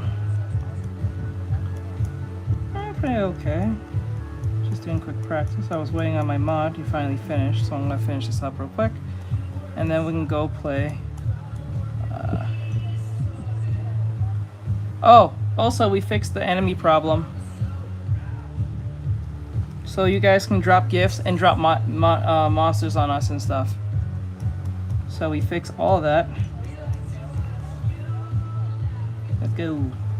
So yeah, we're going to be playing Repo today, but we're going to play modded Repo. So that allows you guys, the viewers, whether on TikTok, we're going to play on TikTok and YouTube. We're going to see how it works on YouTube and Twitch. But mainly on TikTok. You guys can drop gifts and or coins to mess with us in the game. And how that works is, say for instance, me and my mod Mike is playing, like, say Repo, and you want to drop a monster on us. You drop like a certain gift, and that gift will react in the game, and that monster will appear upon us and attack us. And you'll see your name and everything being reacting, so you know that it worked. So if that's something that shoots your fancies, you know, we're gonna be doing that. So if you want to be part of that, in a couple minutes we will. All right. I'm just gonna clean this side up. I just don't like it when the sketch is too messy. I don't like it when it's super messy. Sometimes I'll make an exception for it, like that one on the top there. But most cases, I like my clean work to be very sketched out, but like very clean at the same time. Like somewhere between a line art and a sketch art. Get that concept art look.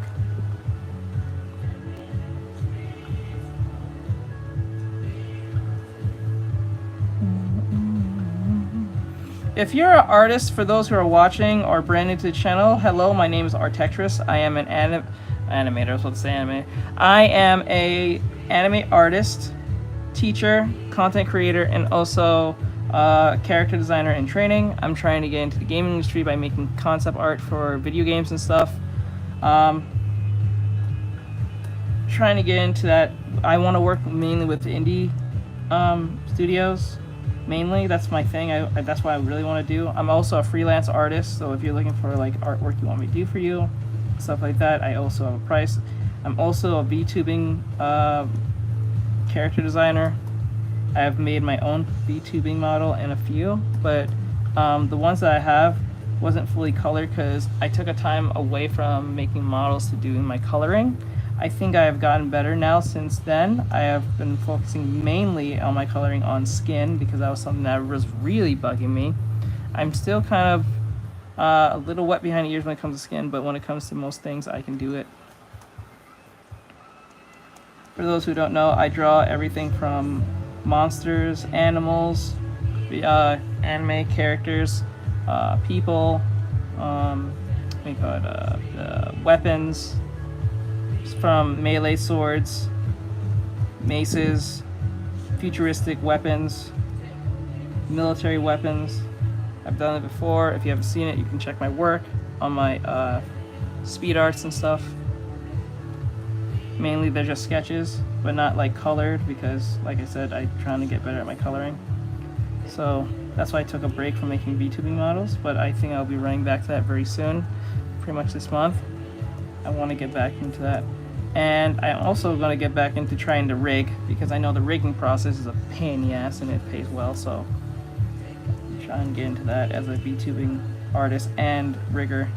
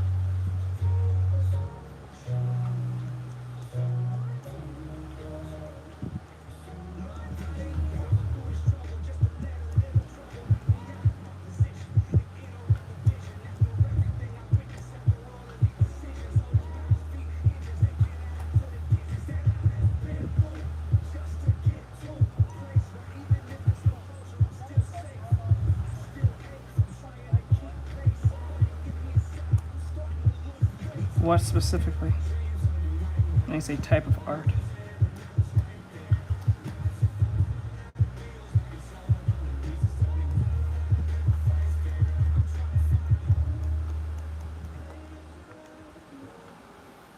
You can say like video game art, fan art, like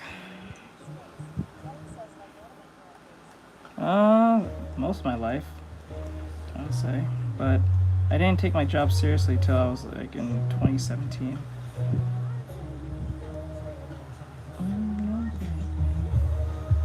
I've been drawing since I was 6, but I didn't take my job seriously till I was like 23, 24. Like getting into drawing like more seriously. I used to draw all the time when I was young, but it's like I never draw for like a job. I just drew because I was bored. And I didn't take fundamentals seriously at all. I just kind of drew when I felt like it. But now I do it as my side job.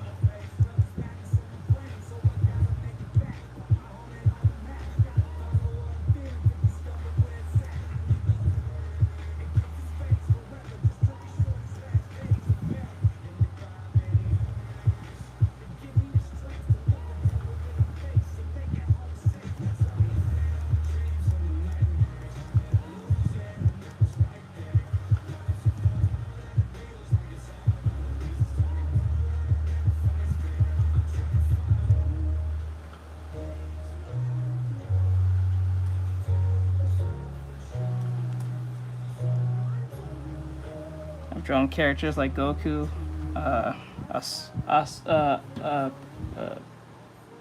Sukuna, Toji, Piccolo, Vegeta, Link, Cloud, Sora, Riku. Let me see. Spider-Man, Venom, Doctor Strange. What else?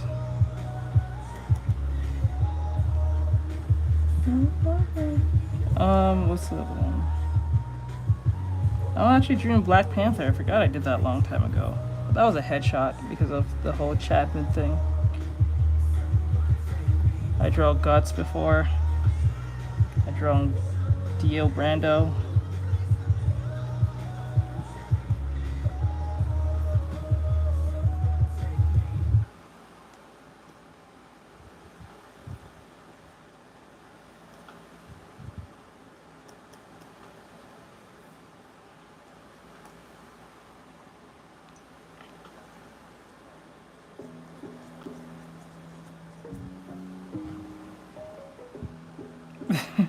How do you say this culture? I found that funny. You said that the way you said that.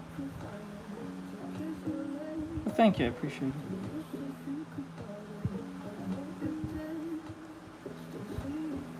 Like it's too.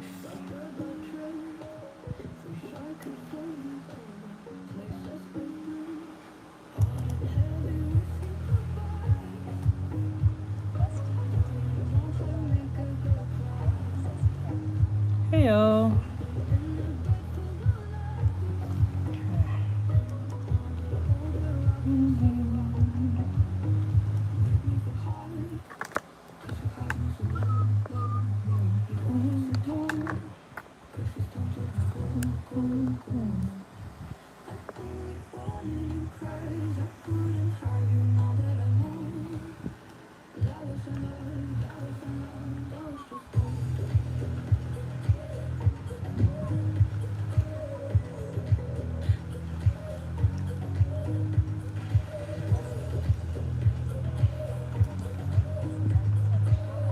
I drawn characters like Archer from Fate Stay Night and Limited Blade Works. I draw Dante from Devil May Cry, and you can, anyone can. You just gotta practice. Let me see here. Oh, that's why I want to draw digitally. You made the short. Yeah, that's the only. That's the thing. That's the one thing I like about digital, because at least I can get away with at least that. Everything else is still like you have to still use your technical skills. But I always tell my students to always focus on doing things traditionally first before you get into digital, because you'll have a higher appreciation for the artwork. And then you'll also be able to give yourself breaks in the sense of like if you made something too small, too short, you can always just like, use the lasso tool.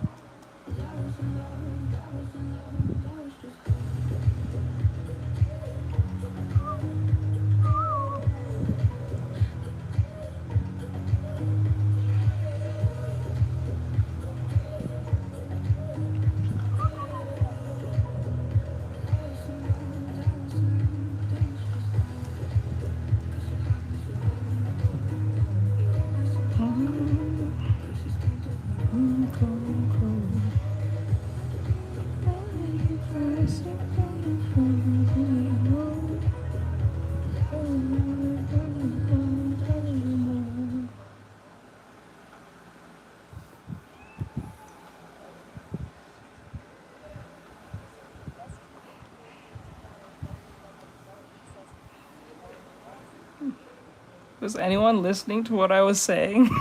Does anyone that listened to me? I just said I draw everything from Link all the way to Cloud, to Goku, to Spider-Man, to Doctor Strange, to Superman, Batman.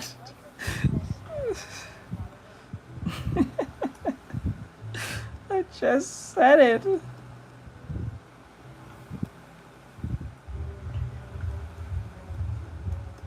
Draw Piccolo, Vegeta, I draw the shit. I draw even Pokemon.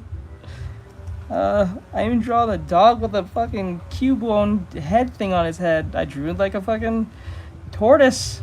That's a Ninja Turtle. Tortoise? Those big-ass turtles. I don't know if is this tortoise or not big turtle?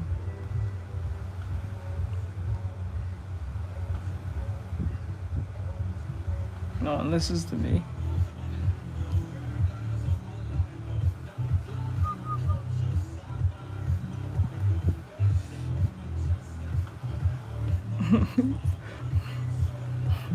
Bro's too distracted by the drawing. Didn't hear a thing I said. Oh, Jesus. Let's see.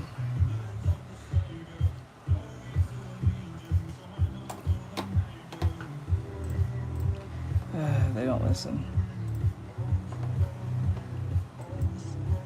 Hold on.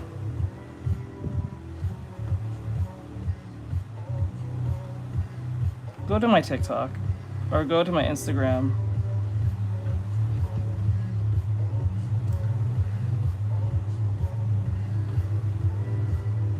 Let me see here.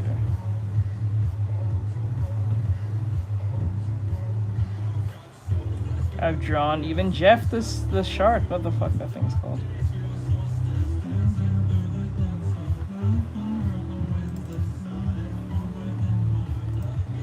Actually, quite frank, bro, just type in my name. You're on YouTube. Type in my name and put in shadow.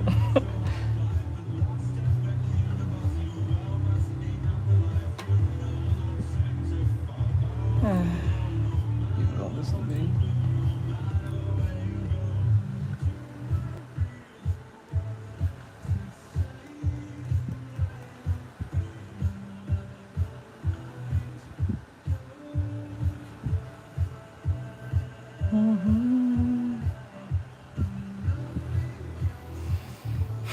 Okay.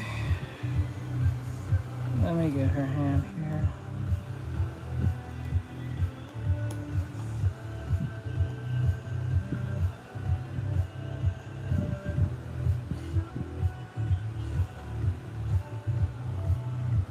It's funny how you guys will come in here and say, draw a shadow, when what actually pulled you in was the anime girl in the first place. Like that's a breakneck change when you really think of it. That's like me going into like a DC stream. Every time, like it's like if I go to a DC stream, right? Like, it's funny, like if I go to a DC stream, right, and then I see someone drawing Batman, that will prop me in the stream anyway, because based on the thumbnail or whatever the fuck. And then I'm actually draw, I don't know, fucking Wawa Wubsy or some shit. Right? Or draw Spider-Man, or draw Wawa Wubsy, or draw Digimon. I'm like, bro, why? Yo mama. Yo mama! Yo mama! Yo mama.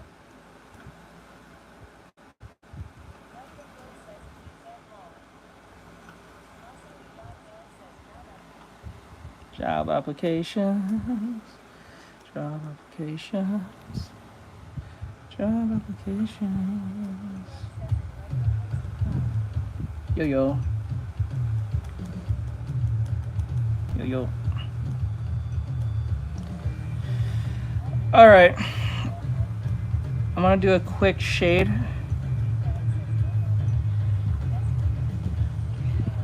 Yo, mama. So what we're gonna do here. Bye. All right, I'm gonna save this. We're gonna work on with this character tomorrow.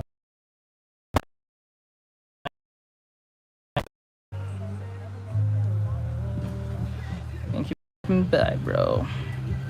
Okay, guys, I was gonna do some shading, but when I think of it now, it makes more sense if I hold this off for tomorrow, for later on tonight. When I'm gonna probably be up late tonight doing a late night overnight study. The leg looks kind of weird. I'm gonna fix that. But we're gonna go play Repo now. So let you guys know, we fixed the problem with the with the monsters and stuff. So if you guys want to know what we're going to do, we're going to play repo. It's modded repo, so it allows you guys who are watching the stream to mess with us in the game or help us. I already put all the gifts in, and I made them super cheap. Even the coins, I noticed that you guys was actually using coins, not the gifts. For those who are not using that, we're going to try to stream on both YouTube and TikTok. I don't know much about Twitch, to be honest, because Twitch is kind of like meh for me, but like, we'll see. So I'm gonna stop it from here. I hope you guys enjoy this. This was really fun making this, doing all these different sketches here. As you can see, we did 1, 2, 3, and we would have had much more sketches if I didn't put so much work on this one and cleaning it up, but I was just feeling it at the time, so I wanted to do this one real quick, and it looks pretty nice. I think it can look a little better with the foreshortening a little bit more. So with that said, we're gonna jump out of here. We're gonna go play repo with my team. So if you want to be part of that, if you want to give coins, everyone who doesn't have the money to use coins, you get 250 coins for free. So you can actually get coins for free for being a brand new person who's just coming into stream, so don't worry. But if you are a TikTok member, a TikTok subscriber, a TikTok viewer, or a YouTube viewer, you can still use your gifts in that way too, and all that great stuff. I made the coins cheap and the entry of using the gifts cheap as well, as best as I could at a reasonable time. So with that said, we're gonna go play repo. I'll be right back. Give me like 5 to 10 minutes and everything will be up. All right, later guys, have a great night. For those who are not gonna come back, and I'll see you guys tomorrow or later on tonight, because I'll be doing a late night stream most likely, doing a shade study on this character. I'm gonna do that and see how far I can get with it to make it more realistic, semi-realistic, and use the Reno tuna method. So I'll see you guys in the next one.